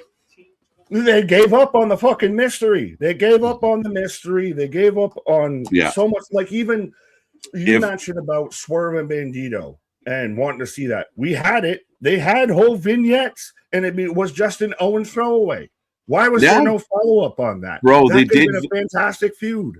They did vignettes before we knew they were going to face off in a tournament, so you didn't need the vignettes. The vignettes look like they might be, as silly as they were, they might be building towards like a rivalry. Like these two guys go on for, heaven forbid we did a couple matches in a row. What? Why do we got to wait 6 months? Like, TK doesn't like doing rematches, but he'll wait like 8 months, 12 months, 14 months, and then do a rematch. What? Why? Jose saying, KJ, they did the Brodito match to have an excuse to have Mox at Forbidden Door. Yeah, that's what it feels like. That's it. And that, to me, that's a terrible decision. Moxley versus Bandito doesn't make this pay-per-view better. It's what you would say is lazy booking, and I'm not taking a Cornette line. I'm just reading somebody in the chat. Right. That's when it's got the benefits. You got people with names like that. But yeah. Oh, shit. Hazuki through the air.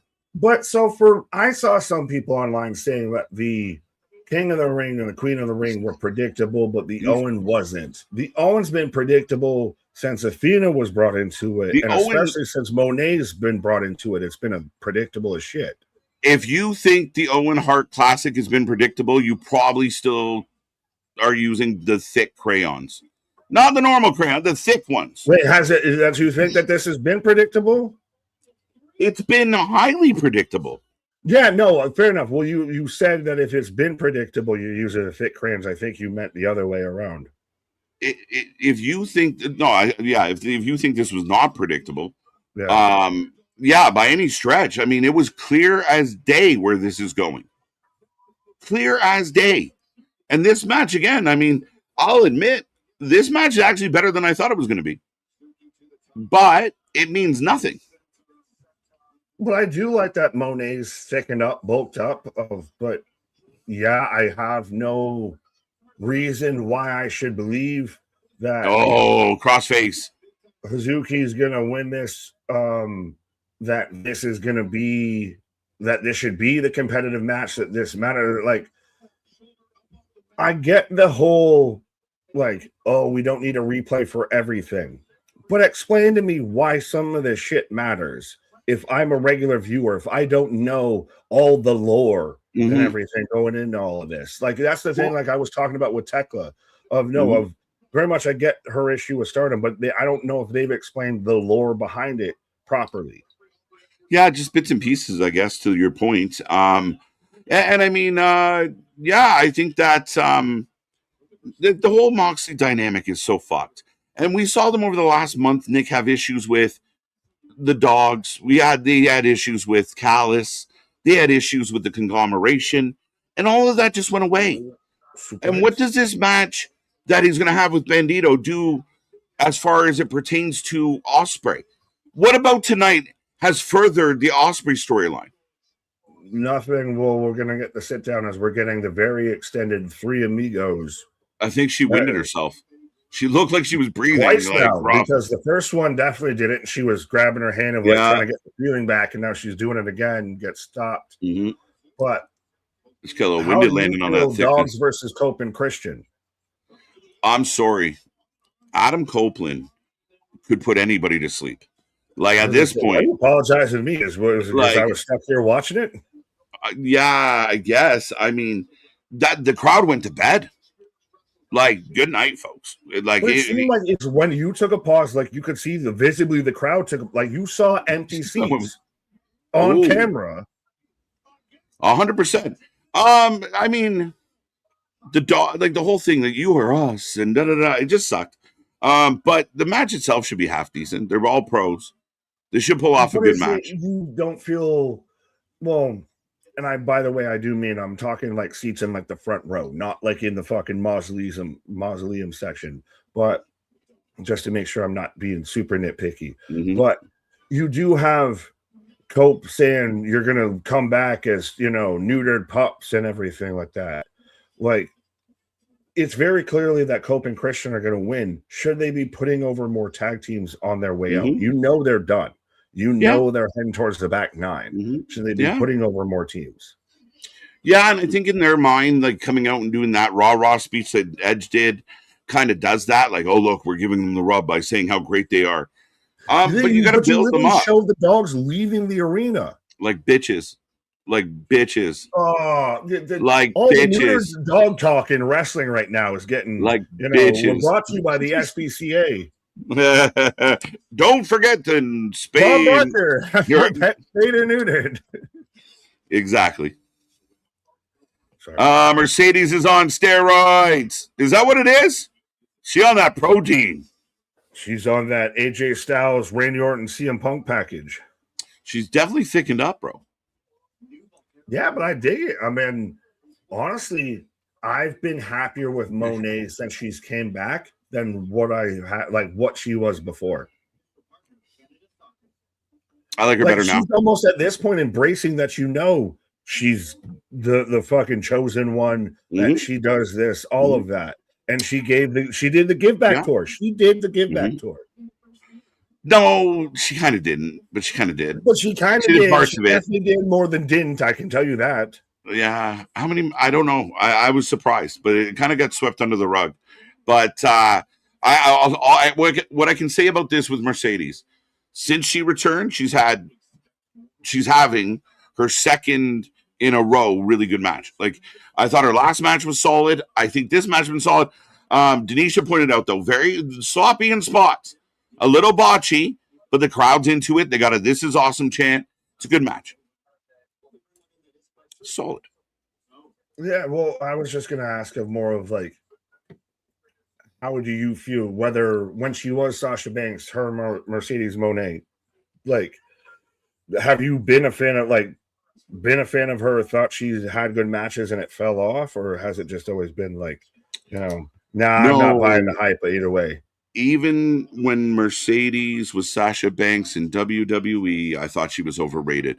I thought she got held up by the strength of better wrestlers like Bayley, like Charlotte, like Becky. I felt like they carried her. Like some of the early matches with Charlotte, when she did get to the main roster. Of course, her match with Bailey. She just always kind of rubbed me the wrong way, where she felt like she was better than she really was. And then, I mean, so it soured, and I never came back from it. And then when she first got to AEW, I found her really irritating. Again, a lot of bragging, but not a lot of like proof that you're not backing it up. But you got to go around and win 13 belts, so that must mean you're the best in the world or the best ever, which it's not, and it doesn't. But hey, if it makes you feel good. But I mean, a couple good matches in a row, and they've gone through. There's very much the potential for her to have a good match. Like, she wasn't completely, the broomstick in having a great match with Bailey on NXT or anything like that. Like, there is very much. Mm-hmm. She was as much as a part of the match with Bianca as Bianca was when they main evented WrestleMania. Yeah. There was two other factors, and the big one was it's boss time. I would cringe every time I heard it's boss time. And if she came out 3 times in an episode, he did it 3 times. If she came out 6, and he did it 6. Every time she appeared. You, as a Maple Leaf fan, just made you think of Boston, and so you just instantly cringed and had a reaction to it? I'm just trying to make a reach. Maybe of a reach, but we got another crossface. But it was just Michael Cole doing it so often. I hated it. And I've always felt that she's not a good promo. She had a terrible promo. I will give you, I think she's very much better in ring than she is on a promo. I don't even know if she's good, like, on a counter. Like, if she has someone that's better on a promo for her to respond to or anything, that it works. But yeah. Right. A rematch 8 months later, according to the Sickos, is long-term storytelling. But yeah, I got you, Corey. Is it really a long-term storytelling, words, too many S's, of if you just started it, let it off to the side, and then just picked it back up again? It's pop-up book writing. It's a pop-up book. Like, pick it up, let's go. Like, look, it's a caterpillar. You forearm spots. Good ones, though. She throws better forearms than Moxley. This is the second time we just saw her do this in the corner. Mm-hmm. Oh, that's true. And we're seeing it now again. I'm actually one offensive maneuver. She's like when your little brother plays the fighting game against you. Right. And one button, and they just spam the shit out of it. Right. Oh, big kick. I will admit, I like this match. And that's proof that even if I don't like somebody, I can give them credit. Like I said, I can change my mind. I buy more and believe more into Monet since she's came back than I did before. I can get behind this a bit. Right. Saw Monet get a little winded. She's not ready for her own jelly. Yeah. Why is this match so goddamn long? I mean, I would agree that you could probably have gotten out when the crowd was chanting, "This is awesome," instead of waiting until 10 minutes after they stopped chanting. Have you heard the malarkey that CM Punk is using creative control to keep TKO from hiring little Tarzan Jack Perry? I haven't heard that, but I feel like that's very much a thing that would be running rampant on Twitter. Oh, yeah. And I mean, I'd even doubt that WWE is giving creative control to many, if any, especially the situation that Punk was in. As we're getting the pin, I'm like, how did she bend her knees like that? Does that not hurt? I'm jealous of her husband. I'd be stuck there for 2 days. But also, though, why have we not heard any story ever about WWE talent having creative control till then, when you had the whole debunking of the Mercedes Moné creative control story? Sorry, we barely got that suplex off. Yeah. Thick Monet has been a bit of an issue. But Rance saying Hazuki's been beating the out of Monet during this match, putting the boots to her. It's been all, but this is what we do. We bring in somebody, and then they kick the shit out of somebody that's on the roster, and then the roster, yeah. Well, would you say that this has been the most giving of Monet? In the sense of, like, she's not John Moxley in it. She's not like, I got to make sure I look fucking super strong here. She is taking a beating, though. We go into roll through. Roll through.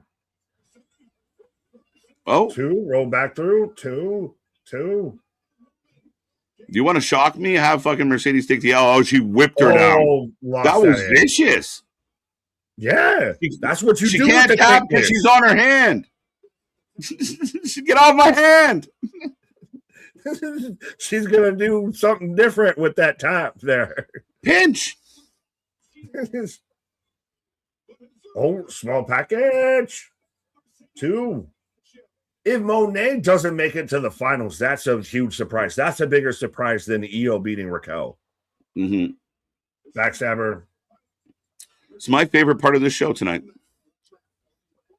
Which is insane to think, but they have fully battened down the hatches of like, hey, how can we have the shittiest show for KJ White tonight?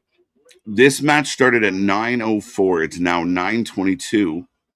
So it's got a lot of time, which begs the question, why can't we give this kind of time to the women that actually work here? I know Mercedes does, but I digress. Another 2. This match is great. Hazuki's a fucking spark plug. Let's go. I can't wait till TNA offers her a 4-month contract tonight. Mercedes matches always make me happy. That is not true, Damon, and that's even coming from you with the leader of the Hopium tribe. Right. Jack Perry would be buried so hard in WWE, he better stay in AEW. There's just nowhere for him to go, man. He's like Lexus King. They won't make money with their story. We'll make money with their story. I don't know, because the only thing that I hesitate on is, Jack Perry looks like a little boy. And everyone else around there looks like men, except Dom. We're men in tights. Bank statement. This got to be it. They can't keep going. This got to be it. End it at, what is this, Lord of the Rings? End the shit. She's the fucking camera and everything. She's fucking fighting for her life. This is solid. Hey, they've got the Marina Shirakawa. She's got her arm stuck again, though. What? She's got her arm stuck again, so she can't tap. She doesn't know how to. Oh, there it is. She can. Okay, she got it free. She got forced to tap. Good match. Best part of the show. An hour and a half in, this is by far the best 15 minutes of the show. Can I admit this new Mercedes Monet, thick Monet out here, I'm a fan. I buy into. I want to see her get a put. Like, I'm okay with. Like, I support. I put my backing on. Pause. Okay. We'll see. I mean, I'm not quite there with you. You said it yourself. But a couple good matches. Best match so far. Best showing of tonight out there. And I get the character a little bit after all the bullshit and the nonsense. Fine, cool.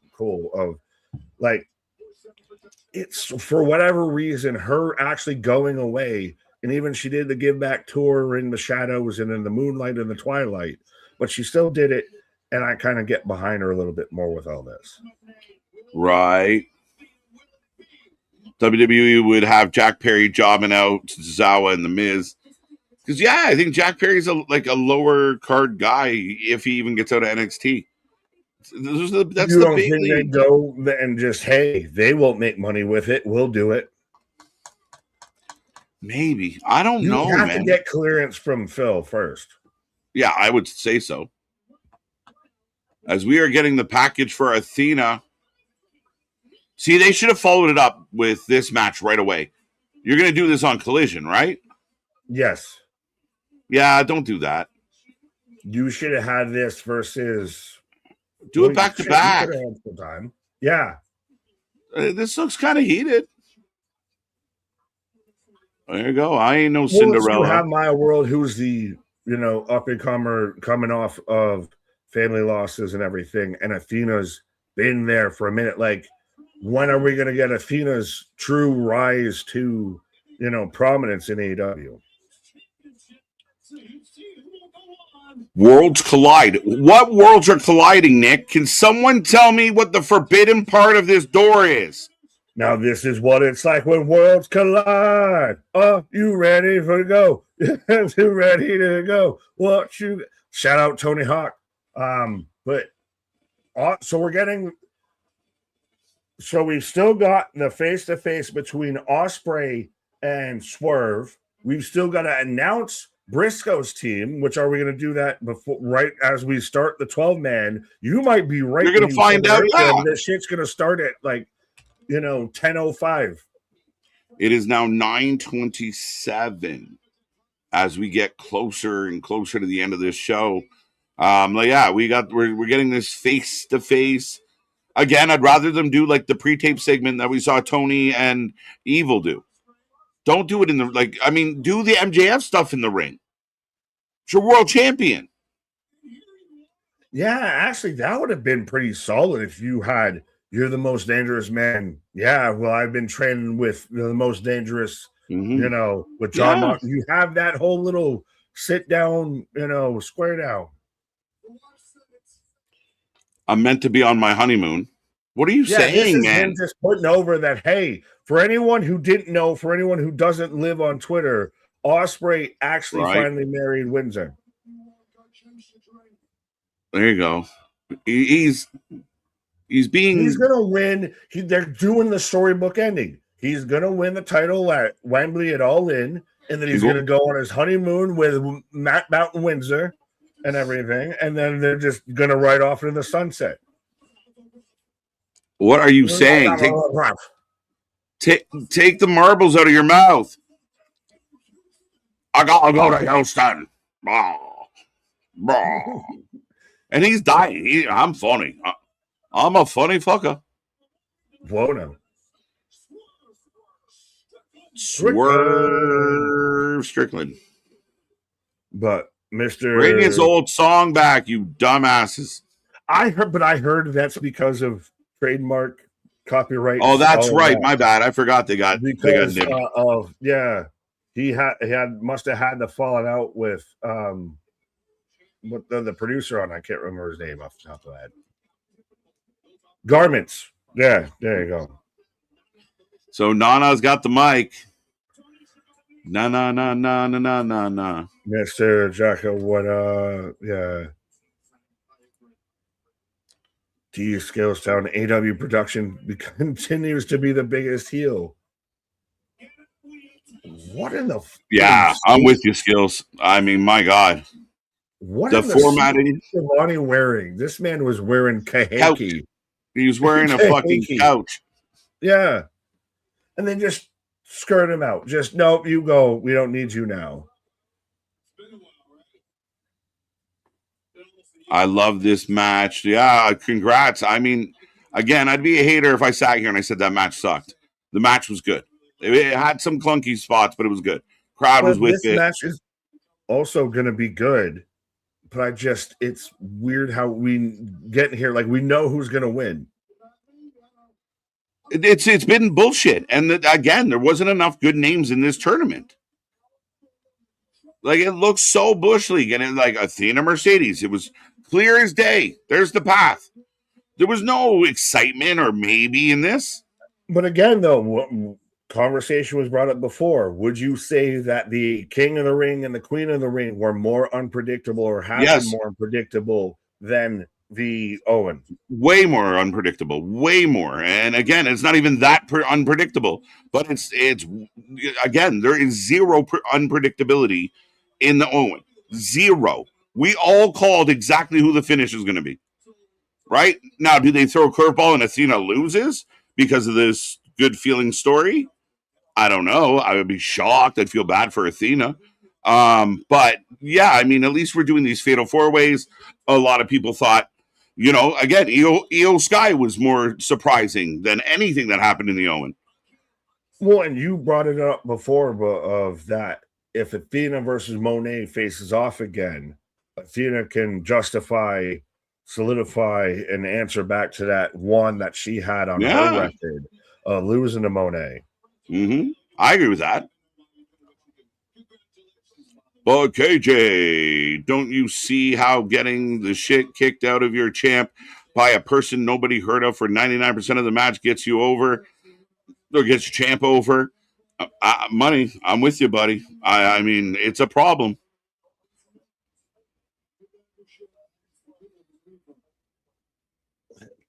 Why does it look like in this This arena? is so like boring. But in this arena, it looks like you ever like go and watch like a late night like football game and everything Yeah. on your like your local field. It's Friday night lights out here. Like the stadium lights and Yeah. everything. That's what this looks like. I mean, you just got the big overhead spotlights that are just lighting up everything, and the ring happens to be in the way. Right. But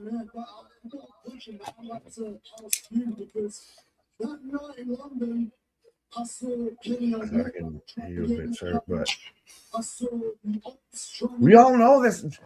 God damn it. Again, pop-up book. We're going back to last year.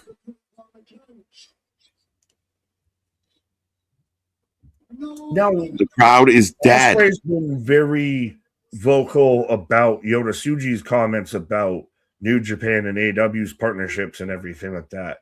Could that have been a thing to do with Ospreay instead of, and that would be something that's forbidden door? There is nothing forbidden about this door anymore. The closest thing to forbidden is what we saw earlier with Zack Sabre Jr.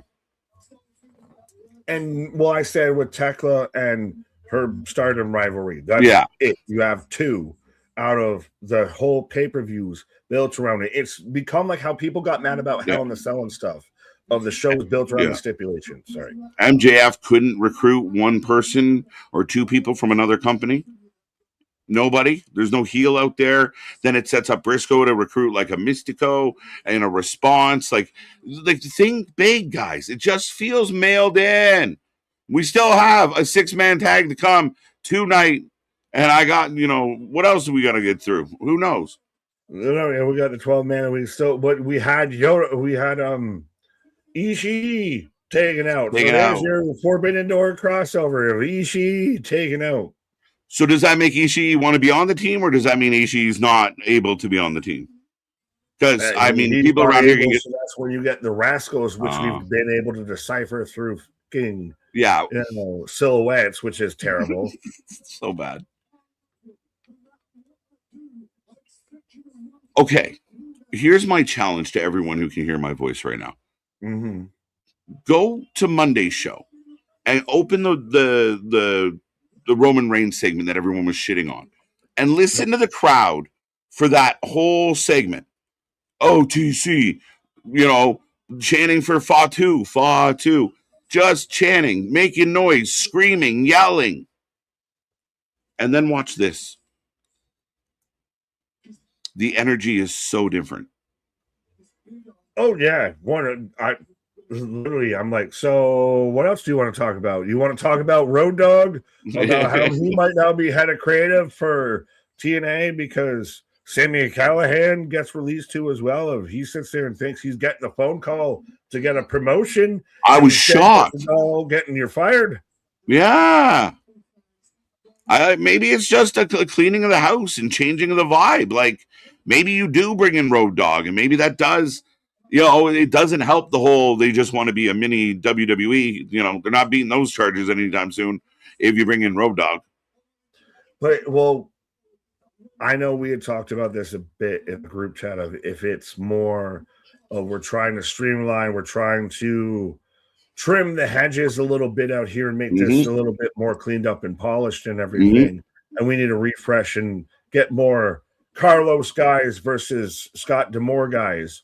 Or if this is them loading up, packing up of we might be moving or we might be, on the market. So how do we slim this down? That we've talked about this before. You always get nervous when a business starts moving assets because that or liability fast and when they start cutting the limbs. When they start moving those assets and trying to bring down any liabilities they have, and streamline is a good word they like to use. If they can try and maximize the overall on paper value of the company. That's what they said in the press release of maximize profitability and everything. And that's where, especially basically, when the rumors going around that TKO has essentially first right of refusal of that. Yeah. If anybody bids at it, they have first right to try and buy it. I don't know. My name is Nick, and I approve Monet thickness. Yes. Get more than 2 thumbs up.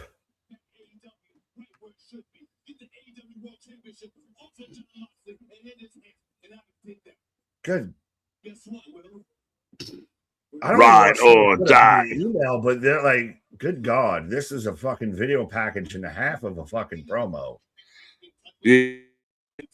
Yeah, they could have definitely made this a video package. But no, they're even still like, so I took the title off of John Moxley. Hey, what have you ever done before? You ain't ever beat nobody out here. What are you talking about? But see, and then go ahead. Swerve has Nana, and just for a visual, and then you're trying to tell a story, I'd have Mox standing in the corner. No, because then Mox would have to grab the fucking microphone himself and say, you don't even know what this man's been through. He's been out there training with the Death Riders, with the baddest. You would have had him force himself into that situation. He would have been just nah in the background. But this is fucking long. Like, we still have a 12-man tag match later tonight that I thought would have taken most of an hour when they only had 4 matches initially announced. Cool, they're going to give this like an hour because it's 12 fucking people in the ring. And it's going to be chaos before they have chaos at the pay-per-view. They're going to try and fit this in to 20 minutes, maybe at best, in an overrun. So I had to sit at home, right? No, sorry to interrupt, but Swerve said I had to sit at home for 6 weeks because of punk-ass fragile egos in the back. That's crazy. I mean, he talked about that online, tweeted about it, and got it pulled down. So that's when he remembered. Yeah, and then he switched it and pivoted. Oh, you really thought I was saying that? If it's like that Daniel Cormier tweet about the Freedom 250 of, oh, you really thought? No, I got hacked. Right. Yeah. The Athena, there's a little more story to it. It's unfortunate. It feels like it'd be a really good story, but it's a Ring of Honor story, so not many are familiar. Yeah. Tony looks hurt. Tony looks hurt to stand and got to take a dookie. Who? Tony. What? Oh, Shivani? The couch? How would the story translate to the main roster? Hardcore fans would love the story, but WWE audience might be a bit might know he's the son of Jack Perry 90210. I mean, again, I think that's kind of public knowledge at this point. My only hesitation is, it just Jack's at home here. Jack's fitting right in. That's why, don't you think it's a coincidence that he's part of the elite all of a sudden? He has free reign of, he's comfortable of, why would I go anywhere else? I can kick my fucking feet up. I do whatever I want. Can sit there and leave the leftovers out on the fucking counter and not clean the dishes type of shit. Oh, punch to the face. It only took 27 minutes before we fucking got there. I was still just, you what, mate?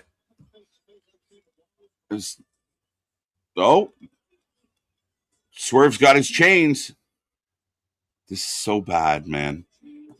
It really does feel amateurish. But it's just, it's long, and it's also, this is again what we talked about, to where everything that precedes it and leads into it has impact on it. You asked, you shall receive. Don't you fear. The Death Riders are here. I said he was supposed to be there. His shirt. Or he put on a shirt. I said he should be here if you want to tell this story. I don't think he should be here in this capacity saving him, but I did say if you're going to do this Moxley bullshit, he should be here. That being said, I fucking hate that he's here. Well, even Ospreay looks annoyed that he's here. AEW production. I love that. That's fucking true. I think they're living his absolute best life and he's still making boatloads of money. Mind you, not sure.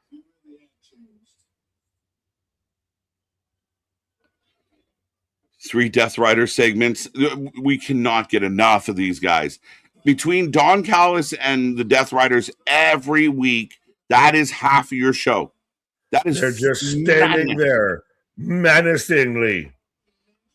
So I say Moxley should be involved to help this story, and he's involved, but didn't help. That doesn't help shit.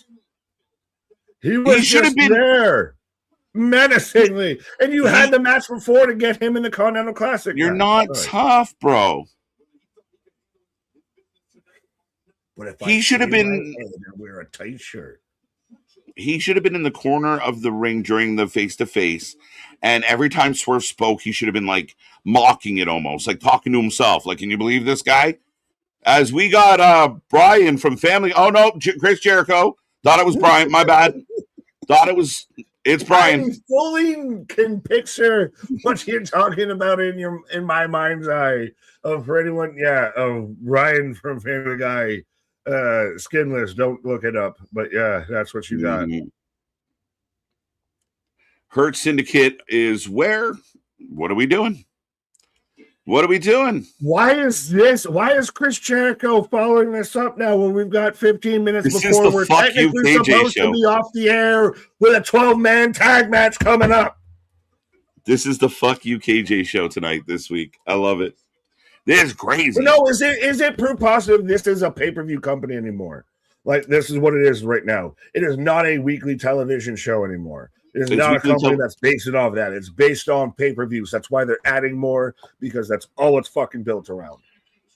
It's the weekly Dynamites, the flagship show of this company is Bush League. It is not organized. It's not cohesive. I'm sorry if it's your favorite out there. It continues to be bad. It continues to struggle. We are inundated with Moxley and fucking Callis and people that don't matter. People that wouldn't sell Danny Garcia up the ass. Like, it's crazy. Danny's like AEW's colonic. You just can't shake it. Oh. It is ridiculous what we're watching. And then you got talented guys that could do cool shit. And we got to Moxley it up. We got to Jericho it up. We got to TK it up. We can't help but step on our own dicks trying to run to the finish line. We can't go from point A to point B. We got to stop at C, D, E, and F, and G before we get to B. They have no rhyme, no reason. It's Papa Book writing. Moxley's a fucking disaster, and he will not. Every week, multiple times. They are killing this show, and less people are going to tune in to watch this shit. Swerve and Ospreay, 2 your biggest, just bored us for 15 minutes. But then what you could have had to advertise and to draw, viewers in, you just chose to be a surprise that ended up being a whole lot of nothing. As I love this from, if I can click on it from MDB, I know what quote he's trying to reference, and I can't do the full one, but hear me and hear me good. This show was 2 packs of ass out there. All the way. It is. It is. Like, there's Monet nothing. Was good, though. Monet was good. Monet was the best part of this fucking show. And I don't know if that's a good thing or bad thing, because if I'm a sicko and that's the best part of your company or the best part of your show, fuck. Things aren't going well. Yeah, like, am I crazy? Announcement of his whole team, which his team was actually a team kind of a killers. But you announced it in a fucking hallway. Like it was an after-school special. On one show, I see the champion roll up in these big fucking SUVs. He got his own room. He's got a lounge. For 4 people. In this show, we put the champion in stairwells. Stairwells. Could you imagine Roman in the stairway with the Usos? And Roman coming out with 10 people grabbing concessions and grabbing popcorn. Daniel Garcia. More Garcia. Fucking show. They will not get off the fucking TV. Why? Why? Someone tell me why. Why is he here again? Why will Moxley not take a break? Why will he not go away? Why? Anybody. Somebody tell me why this is even remotely considered as half decent. I don't get it. I don't see it. Why is he back on my TV again? They're Hello, killing darkness, my Wednesdays, old friend. murdering Wednesdays. Murder, she wrote. Holy shit. Just destroying Wednesdays. Lauren Bay, and so do I. So what are you trying to say, MD? This shit needs a doctor, I'll say that, if we're talking MDs out there, but I don't know what's going on with the rest of that. Roman has a belt guy. Yeah, Roman has a guy that hands him his belt. What? Mark. I said who he calls Mark. It's jokes. But your champion is hanging around in the stairwell with fucking El Clone. Oh, we're going to get... So we're at the tag match now. So we're at the 12-man tag. Yeah, this is crazy. I'm about to see this done again in a cage in 9 days. The dumbest shit. We're all going to find out who Team Briscoe is all at the same time. Yes or no? MJF, your world champion, gets announced in a stairwell, but Mark Briscoe, your challenger, Mark gets the big main event before the match. Right? That is jokes. You got a point. As I just said, no, that's hilarious. What? But yeah, you got a very good point. Of MJF's in the stairs to open the show in a flat opening. As here comes the Callis family, and you're right. Did they not just make Briscoe feel a little more important here, which maybe is a good thing? Yeah, but what? So your Forbidden Door main event is this match that we're going to see in a cage, and it's going to lead to, Briscoe MJF title match, which we know because we're setting up All In, and MJF's already been cutting promos at Ospreay specifically. So we know Briscoe's not winning. So that's going to be your redemption pay-per-view main event, I feel, is that title match. So we're just setting ourselves down the road for a bunch of nothings. Yeah. What does this do? What does this do for anybody? You took what could have been a really creative show and made it so, again, already there's the conglomeration. So Roddy, OC, O'Reilly. Okay, there's all like there's you again. No, like, oh, shock me. And then we're gonna add the Rascals because silhouette. What is the connection between Mark Briscoe and the Rascals? Can I ask? Babyface. That's it. Really? That's it. That's all it needs to be. That's all it'll ever be. That's all it will be. So not like my good friends, not my old buddies, not guys that should be. But Mark Briscoe should be the guy that has all the friends, that has the resources that he can reach around and grab people. Pause. MJF should be the guy, like we talked about earlier, that has to pay people off. I'll pay you to be my friend type of shit. Yeah. But now more slowness. Get to the point. We have 10 minutes before we technically are supposed to go. I told you. We still have a 12-man. I said 49. We're at 50 now. So I was a little early, I think, or a little late.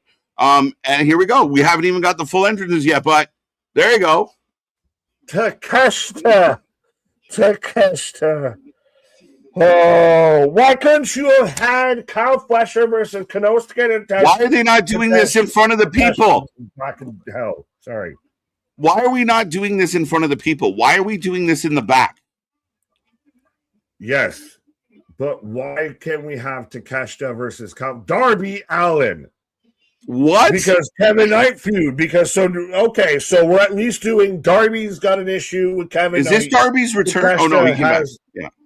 An issue with Okada and Kyle Fletcher. So there's that. MJF, it's interesting because he has the issue with Andrade.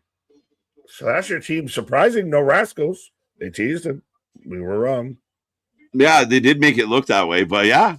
Who saw this coming? Now they do the entrance. I thought they should introduce everybody on the stage. Like, But we are getting it, folks. The poll is up. Get your votes in. I think Lauren Baby in the chat is new here. I guess you really don't get how this works yet. So again, mind your P's and Q's, keep it classy or move along. But thank you for joining us. And again, you'll figure this out real quick. It's a fun place to be, whether we like the same wrestling or not. I don't know. I think figured out. It thanks him to be honestly trying to figure out what's going on with wrestling nowadays, not being aggressive. So right, let's do this. But that would have been cool if you would have had, Briscoe and he has Orange Cassidy, and then you can play Jane again. You can get all the royalty fees, and then you have Takeshita's music play. Then you have Darby's music play. Yeah. Oh, now it's so-and-so live because you already had the heel team announced backstage in the fucking corridor. They do everything on such a Bush League level. Some of these guys are trapped in the small time. A lot of these guys seem trapped in the indies. They don't know how to make their game bigger. They've hit a ceiling. There's a lid on the jar and they can't hop out. Like, that's what this feels like. They're just so stuck in doing it Bush League ways. I don't get it. I really don't. This could be so much better. And why we're getting this match, I'm pissed off as it was. We went to commercial at 9:52. Shit. Yeah, it's 9:53 for me, but I have to with MDB with Trapped, and he's spelled it the right way. Back on, will take you on, and strong to take on anyone. But is it that with AEW of they won't listen to conventional wisdom? They don't want to listen to anybody that might have a critique towards them of, no, we're going to do what we want to do and what we want to do. We talked about certain people have been exiled out of the company and everything just for bucking the system out there. Yeah, I mean, again, you go against the grain, you're not welcome. So, and again, we see it with some of the fan bases and some of the attitude people's approach with of like WWE shit. And if you don't think that, well, then you don't get any wrestling. And it's like, well, that's not really fair. And I know people say it the other way around. So let's be real. Oh, there that goes.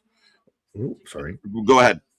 But no, Spanish Goddess out there with a $5 super chat. What is up with Forbidden Door booking? It's garbage, man. Tony Khan lackluster booking.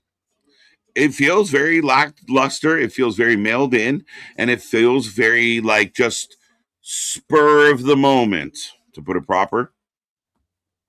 It's not Forbidden Door.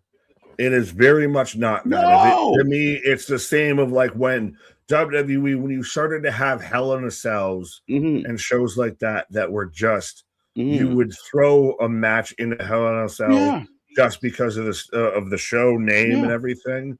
Of this doesn't have that Forbidden Door aspect anymore. This could be your summer blockbuster and call that. Could make it cool. Yeah, absolutely. And like the summer blockbuster didn't feel blockbustery at all. That got very consistently low reviews from a lot of people. Again, the weekly shows are struggling.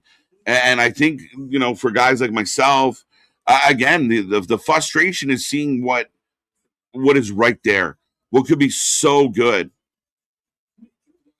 AEW's super chat budget is less than the super chat. Love it. Keep it coming, folks.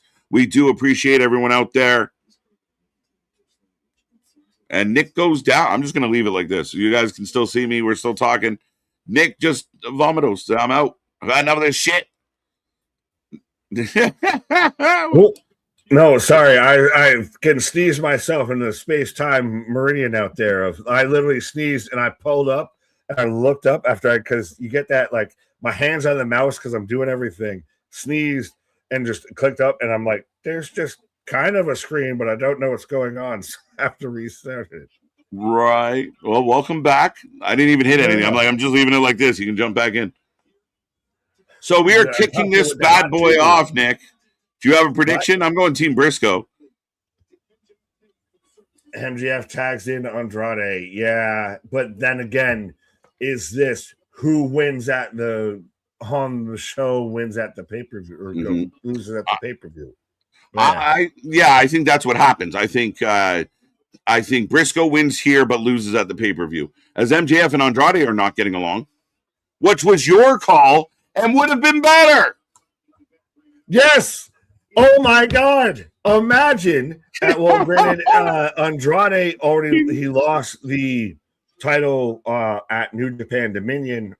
He was the IWGP Global Champion, if I'm remembering correctly. But he lost that title to Shota Umino. I probably butchered the shit out of that name. But yeah, exactly. But if you would have had him always getting a picture with the baddie, but if you would have had him versus MJF, that sets that up. Then you can do in Quebec because everybody loves Kenny because they only know him as Canadian. You do that match versus MJF, go into Ospreay versus MJF. Yeah. Right. Nick fell through the forbidden door. I went in the back doors. Pause. Was it Ozzie Smith that in Simpsons he fell in the fucking yeah. Because then they had Daryl Strawberry that was Daryl juice with the giant forehead. Yeah. Daryl. And then you had Don Mattingly. I told you, save those sideburns. As Orange Cassidy in the ring, giving it to Andrade as we speak. How do you know? I'm watching. Spanish Goddess. I like this. Welcome, by the way. Thank you so much for the super chat. The show is in San Jose. I don't get why they don't cater to the Hispanic market in San Jose. Should have been booking CMLL talent for the show. So, I feel like they're bordering on false advertising. Because if you don't have anybody from CMLL or New Japan really like in prominent spots on this card, okay, so you throw a couple multiple men matches on the pre-show. I guarantee we're getting an 8-man and then we'll get another 8-man, all pre-show though. Without that presence, it's a bit of a lie. It's a bit bullshit. All first. But yeah, if you've got to have something with CMLL involved in this. They haven't had anything at this point. And now with the Tessa release from TNA, you get a backdoor Tessa in the AEW because of CMLL.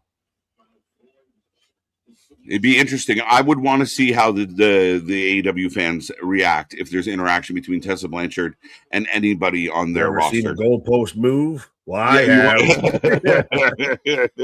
You're about to see it fucking run. Overnight. Just pushed. But we got O'Reilly and Fletcher now. Sounds like I should call them if I've been in a minor accident. If I've been in a fender bender and need a neck brace that I bought myself, call O'Reilly and Fletcher. Right. Have you been in an accident? Have you been taking these medications? Call Fletcher and O'Reilly today. If TK was smart, he would get Tessa. I don't know. No. Like his fan base doesn't seem like they'll accept her. No, and it would be very hypocritical. Why a good chunk of people still don't have jobs. Yeah. Oh, we got everybody. Hey, this looks. Drop the cage. Drop the cage. We get it done now. Should you have almost done Where's the this? Cage? Should you have done?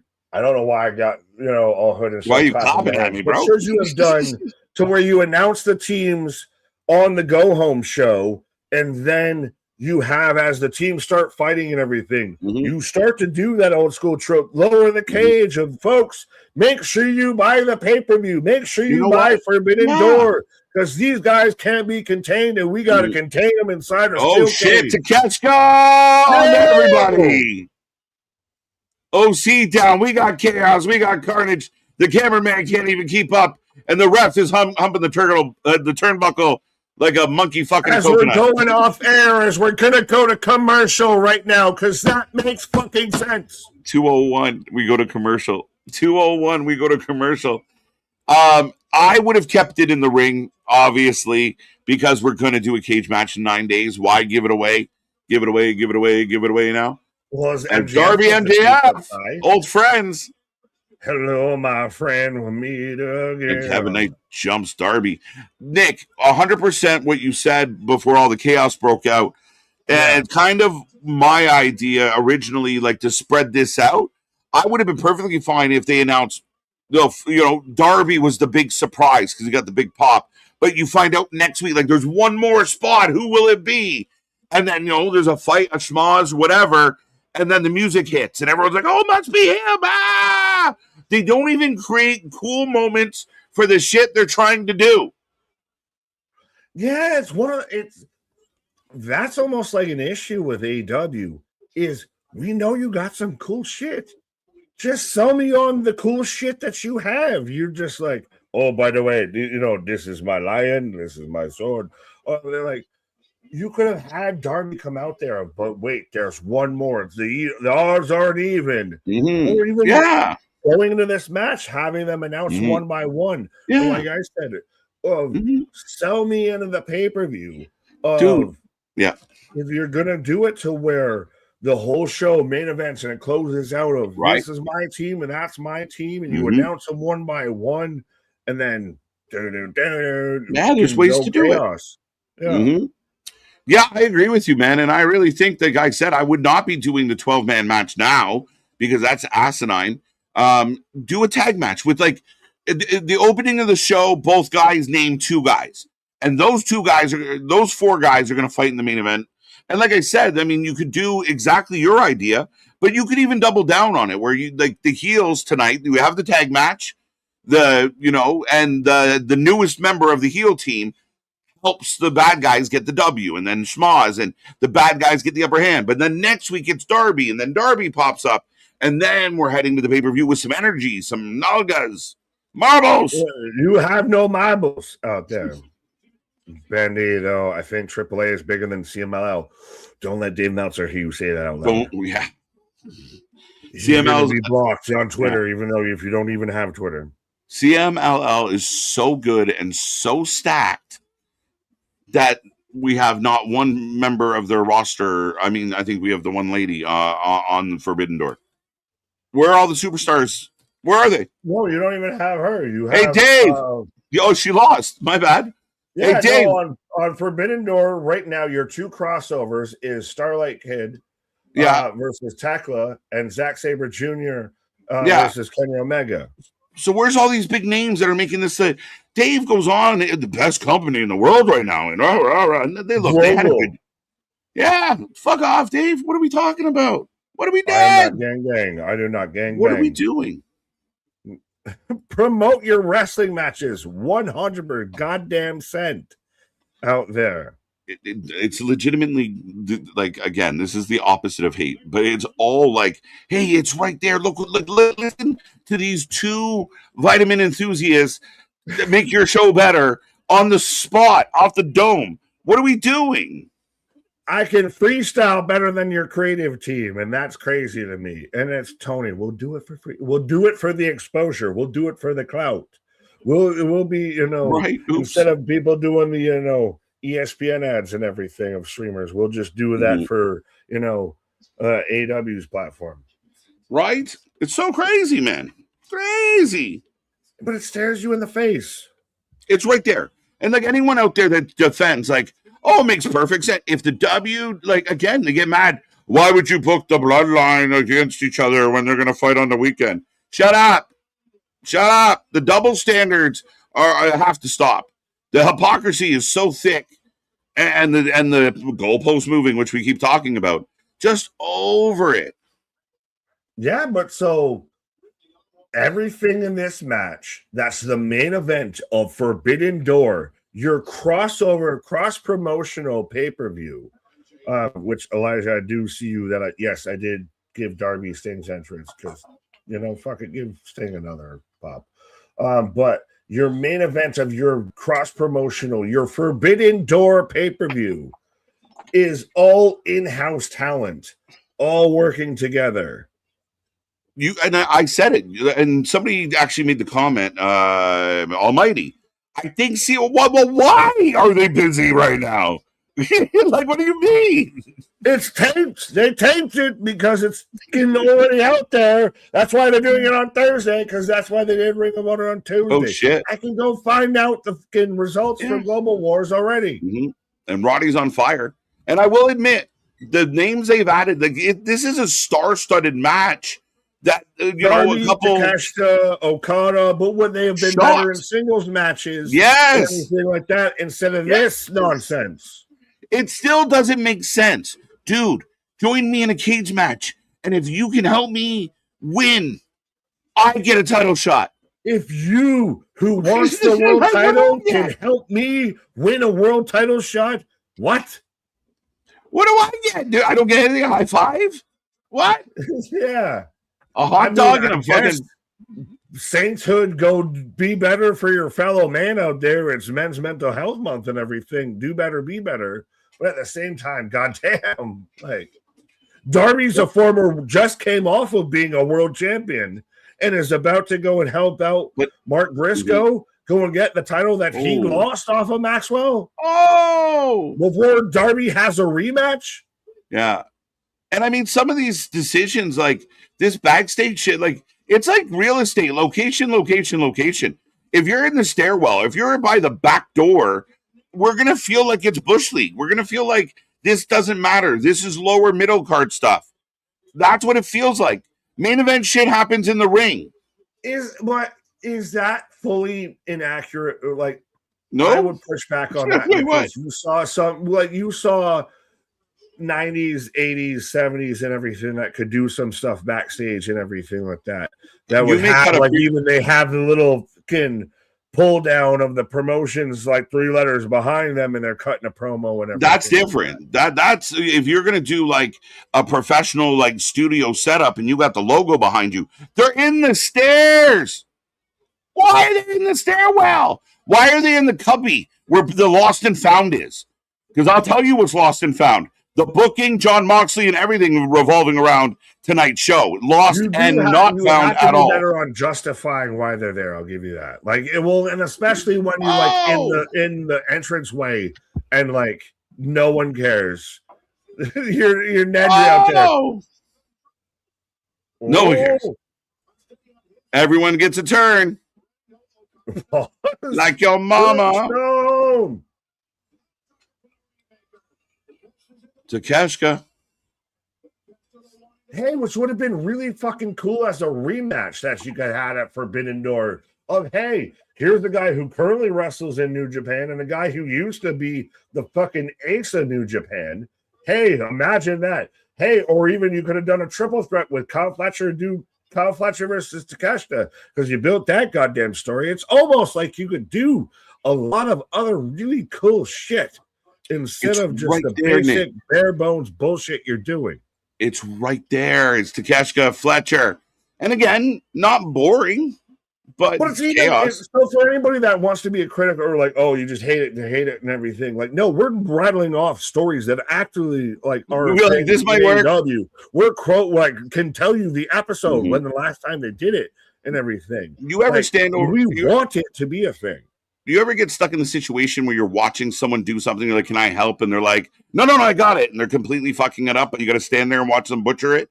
Yeah, that's what this feels like. I love the misses, but I knew you were going to go there. And then turn around and you get screamed at because you were trying to help and everything. Yeah. Everybody, just being honest, you've been there before of you trying to help and you get yelled at for trying to help. Yeah. That never happens. Ever. Ransom. I don't know what you're talking about. What? The feed cuts out real quick right now. Right. Should have done War Games entry for the cage back. I mean, that is an option. My other issue, Nick, that I don't think is getting talked about enough, you just did like the biggest anarchy in the arena ever. There was like 16 guys or 20 guys or whatever the fuck they did. And now, you're going to follow that up very short succession with a bunch of like big multi-man matches. It just feels like, again, rinse and repeat, repetitive, the same old shit.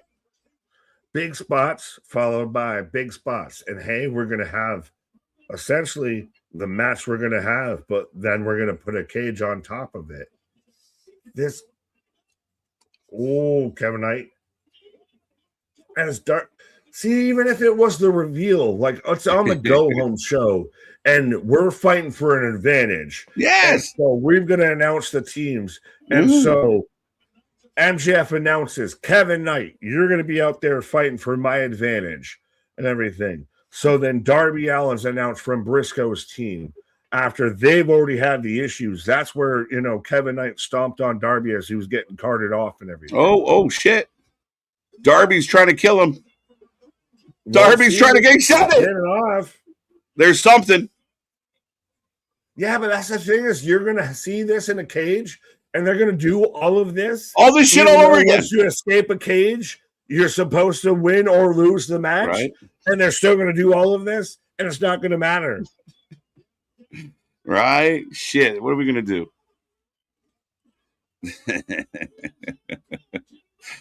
Jake Doyle rules. He's something. Rules. Oh, set it up. And Nair mentioned them. MJF wouldn't wrestle much tonight, and she was right. Oh, yeah. Hold the thigh. Or knee. Jay Driller. Dude, don't. Oh, callous. Being callous. See, this is where you introduce the new guy. Like the next guy. This is the perfect spot. Shows up and takes out Don Callis. Yeah, like Okada slides in. Oh, my God. Okada's going to be on the team? Yeah, simple shit. You just did the spot. Andrade. Yeah. It's right there. That's where it gets really frustrating is when you can do it on the fly and create a better story than they can do. And they get paid to do this. Yeah. No shit, right? It's funny to me. They did the spot though. That is the moment where you reveal the next guy and tapped right away. Is Robbie strong? Not so strong. Provocative. That is provocative as shit. And look, everyone's just oh, that happened. There's no heat. There's no heat. We getting more. Oh, as we went 13 minutes over, because how you make a show prominent is you plan to always go over your scheduled time. Right. Oh, now we just brawl. Let's just fucking brawl. Dead ass. I don't even know what I'm watching right now. They're in the cage spot. Wait, do they actually? I was joking when I said lower the cage. Do they have it? No, but that's what I'm saying. This is what it should be. Oh, this shit. Is what the no way. Would be. Yeah. So they all got Mark by himself. What is happening?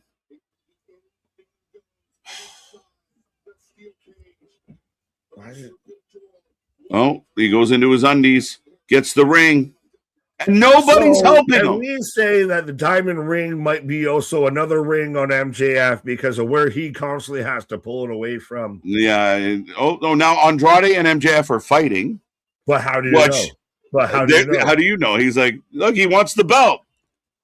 Oh, this is the best story that you have going where around. Where are all the baby faces? Is not even the third best story around MJF right now. Why is nobody stopping this? Oh, there's some refs. Kyle Fletcher's just walking around. Why are we doing this? You let your friend get murdered. And they're throwing the belt. What the fuck is this? Oh, Kyle Fletcher's back down. Oh, this shit's so bad. Did they forget to turn off the cameras or something? I feel like this is deleted scenes. And even then, Andrade versus MJF is a better match and a better build and has a better continuity current story than fucking Briscoe versus MJF. And it's a fucking better quality match. Every other city we go. We see the same shows. I've been around the world and now, Next, come on, man. I'm fucking over this. That was just that was hot garbage all the way around. The biggest highlight and the only thing to watch out of that entire show to me was Monet out there. And Best. all due respect and all transparency, Monet was the No. only thing worth watching out of any of that. Monet had the best match of the night. The main event was chaos, but ends up making no sense, and they step on their own feet as always. The Jay Driller did look good. 3-1. What the fuck are we doing? Don Callis and John Moxley. I would love for somebody to like come back tomorrow and tell us how many minutes of TV time was wasted on Callis and the Death Riders. That's what I want to know. Like, again, this is ridiculous that you were booking some of your worst people more than everybody. But you're beating people over the head with it of like, you're going to like this, but I still keep doing it. I told you, Mom, I don't want to eat this anymore. You're gonna fucking like this. No. Yeah. And that's a good point too, Jose. Someone actually tapped. What Roddy doesn't pass out like everyone else? Roddy legit tapped. That never happens. But then it became so much more even beyond after that and everything. Of just, it felt like they didn't know when to turn the cameras off. Of like, all right, so do we end at 20 past or 13 past? Mm-hmm. Right. Well, we ended up going to like 16 past. So we are off the air, folks. We will take a rating out of 10 for the show tonight. Let us know how you're feeling about it. AEW fans will never get it. They make great pay-per-views. TK can't book weekly. So when the athletes get in the ring and it's on them to deliver, the athletes are great. The roster is amazing. But when it comes to the booking, it's garbage. Anything booking related is trash. It is a pay-per-view based company. We have seen this now become more and more prominent, especially even think about it. Arguably one of the best pay-per-views they've had as a company with Double or Nothing in 2026. And they followed it up and struck out and missed and whiffed. And at this point, the weekly TV doesn't matter into the pay-per-views at this point. Because they'll just do highlight match to highlight match. Zack Sabre Jr. versus Kenny Omega is the perfect example of it. Reaches the example of Forbidden Door, but it is a highlight to highlight match. Like that works for me. To you, who wants the continuity with AEW, doesn't work. Well, it doesn't work in the sense, and again, it's been there, done that. How does this advance Kenny Omega? I've seen this before. And again, Zack Sabre Jr. was cool 10 years ago. He's not what he used to be. I'll buy the pay-per-view. I'll buy Nigel McGuinness. I'll buy, Tekla versus Starlight Kid. Yeah, I'd rather Kenny go in there with someone exciting. I'll buy all the people in a cage. We thought Kenny could have, Kenny still might get involved with MJF. But I don't know what the pathway to MJF is from here. Yeah, especially to go from Briscoe's challenging for a title shot. Everybody that thought that Kenny would beat MJF for the world title in Quebec, and then you do how is that happening? Omega versus Ospreay at All In. That's crazy. But right now, it feels like it's going to be Ospreay MJF, which is fine. That's what we thought it was going to be. But we still have other shows to figure out. But we do have Sean in with 6 out of 10. Not very entertaining. I'm in that neighborhood tonight. I might get to a 6 at most. There were a couple good things in there. Monet being one of them. Like I said, the main event not that bad. I love Thekla still. Overall, 6 at best. Fair. Well, there wasn't a lot to really take out of this. This was a lot of plotting and not even planning. Like this just moved at a snail's pace. This was 2 hours that felt like 5. Yeah, I mean, in the words of a great Canadian, set the fucking tone. Like, let's go, Shorzy. Like, set the tone. And they didn't set the tone. Or maybe they did, but they set a very passive, subdued tone to the entire show. If you're going to do this big cage match, make it cool. Make it exciting. Just, here we go.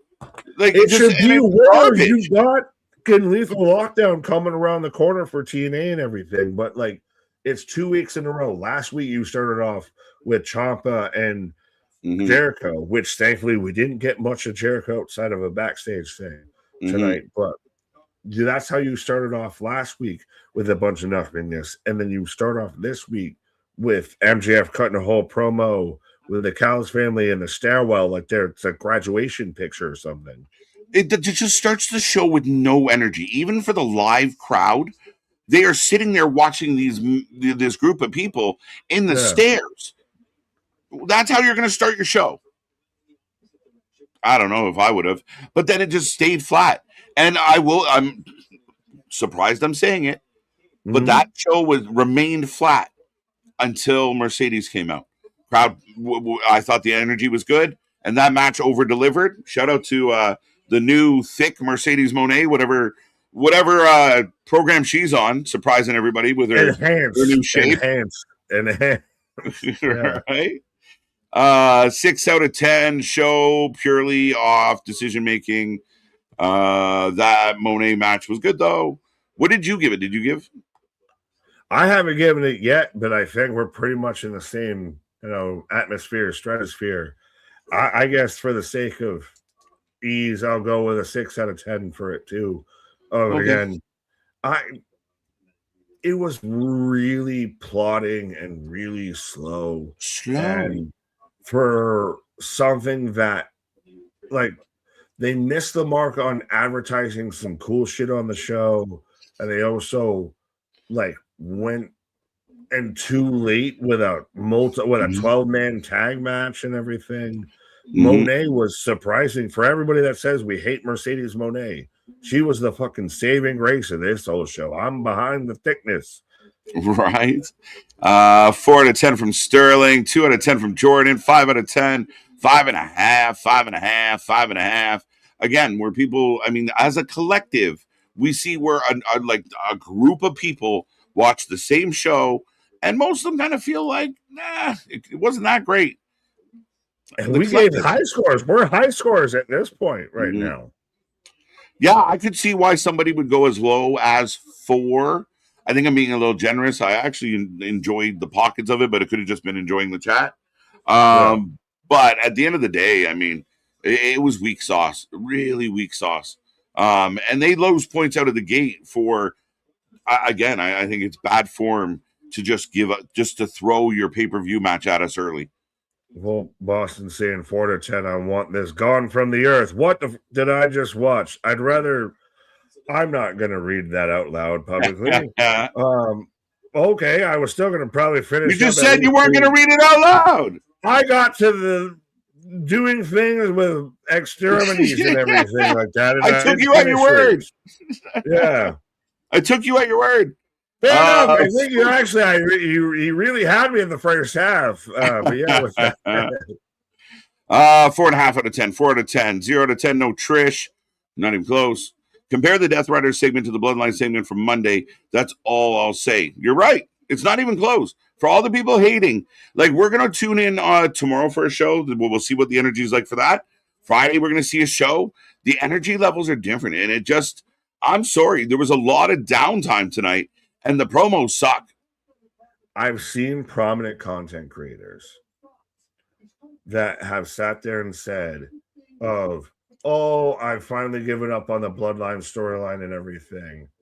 Right after Monday Night Raw, to where the entire crowd was singing and chanting one more time. And I even said, I'm like, am I the only one fucking hearing this at this point?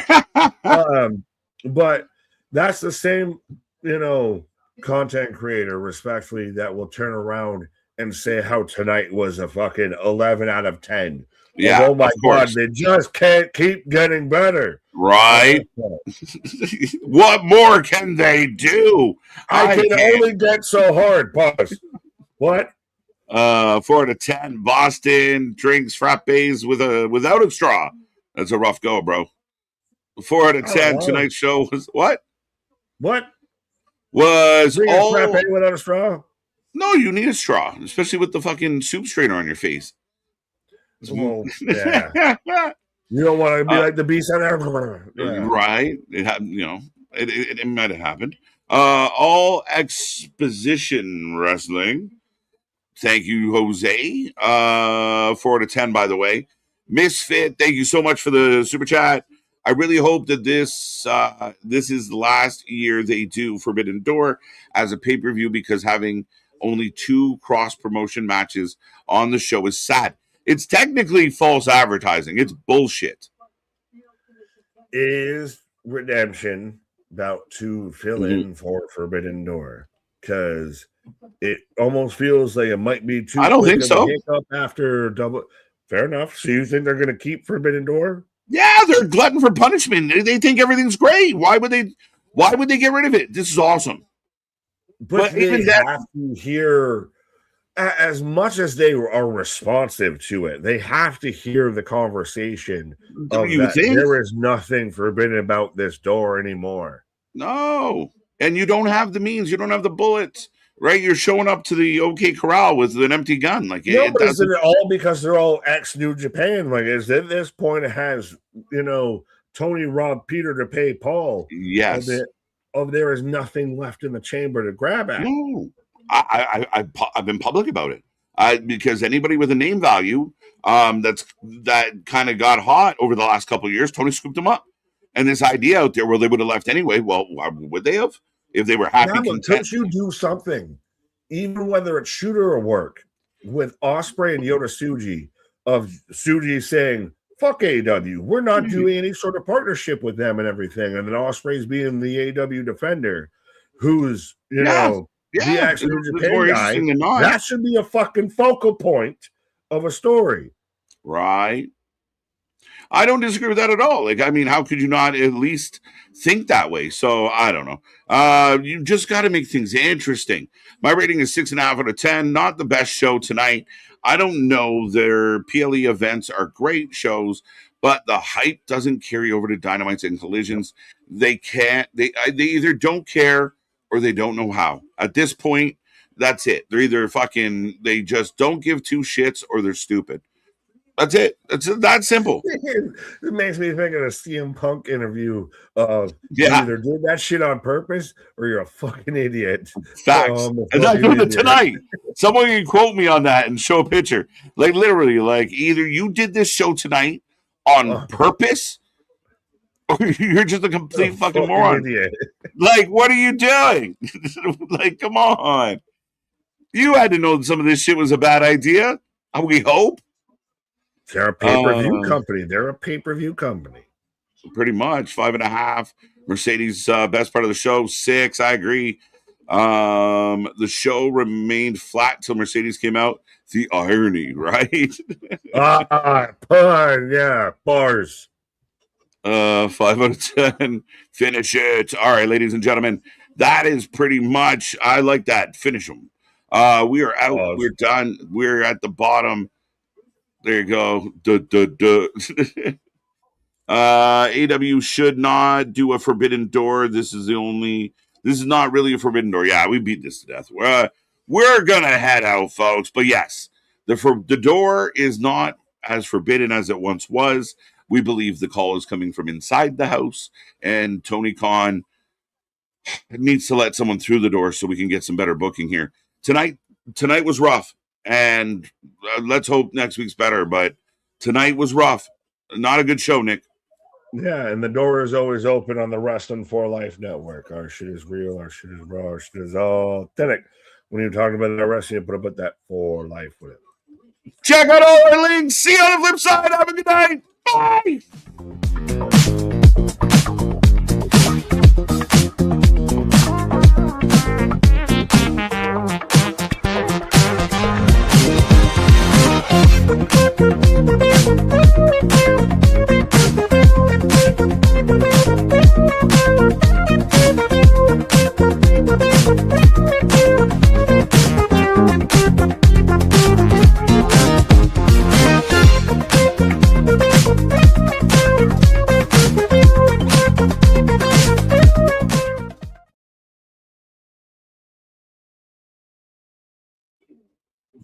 But why? Why? Why? That's all I want to know. Why? Anybody? Somebody? Why?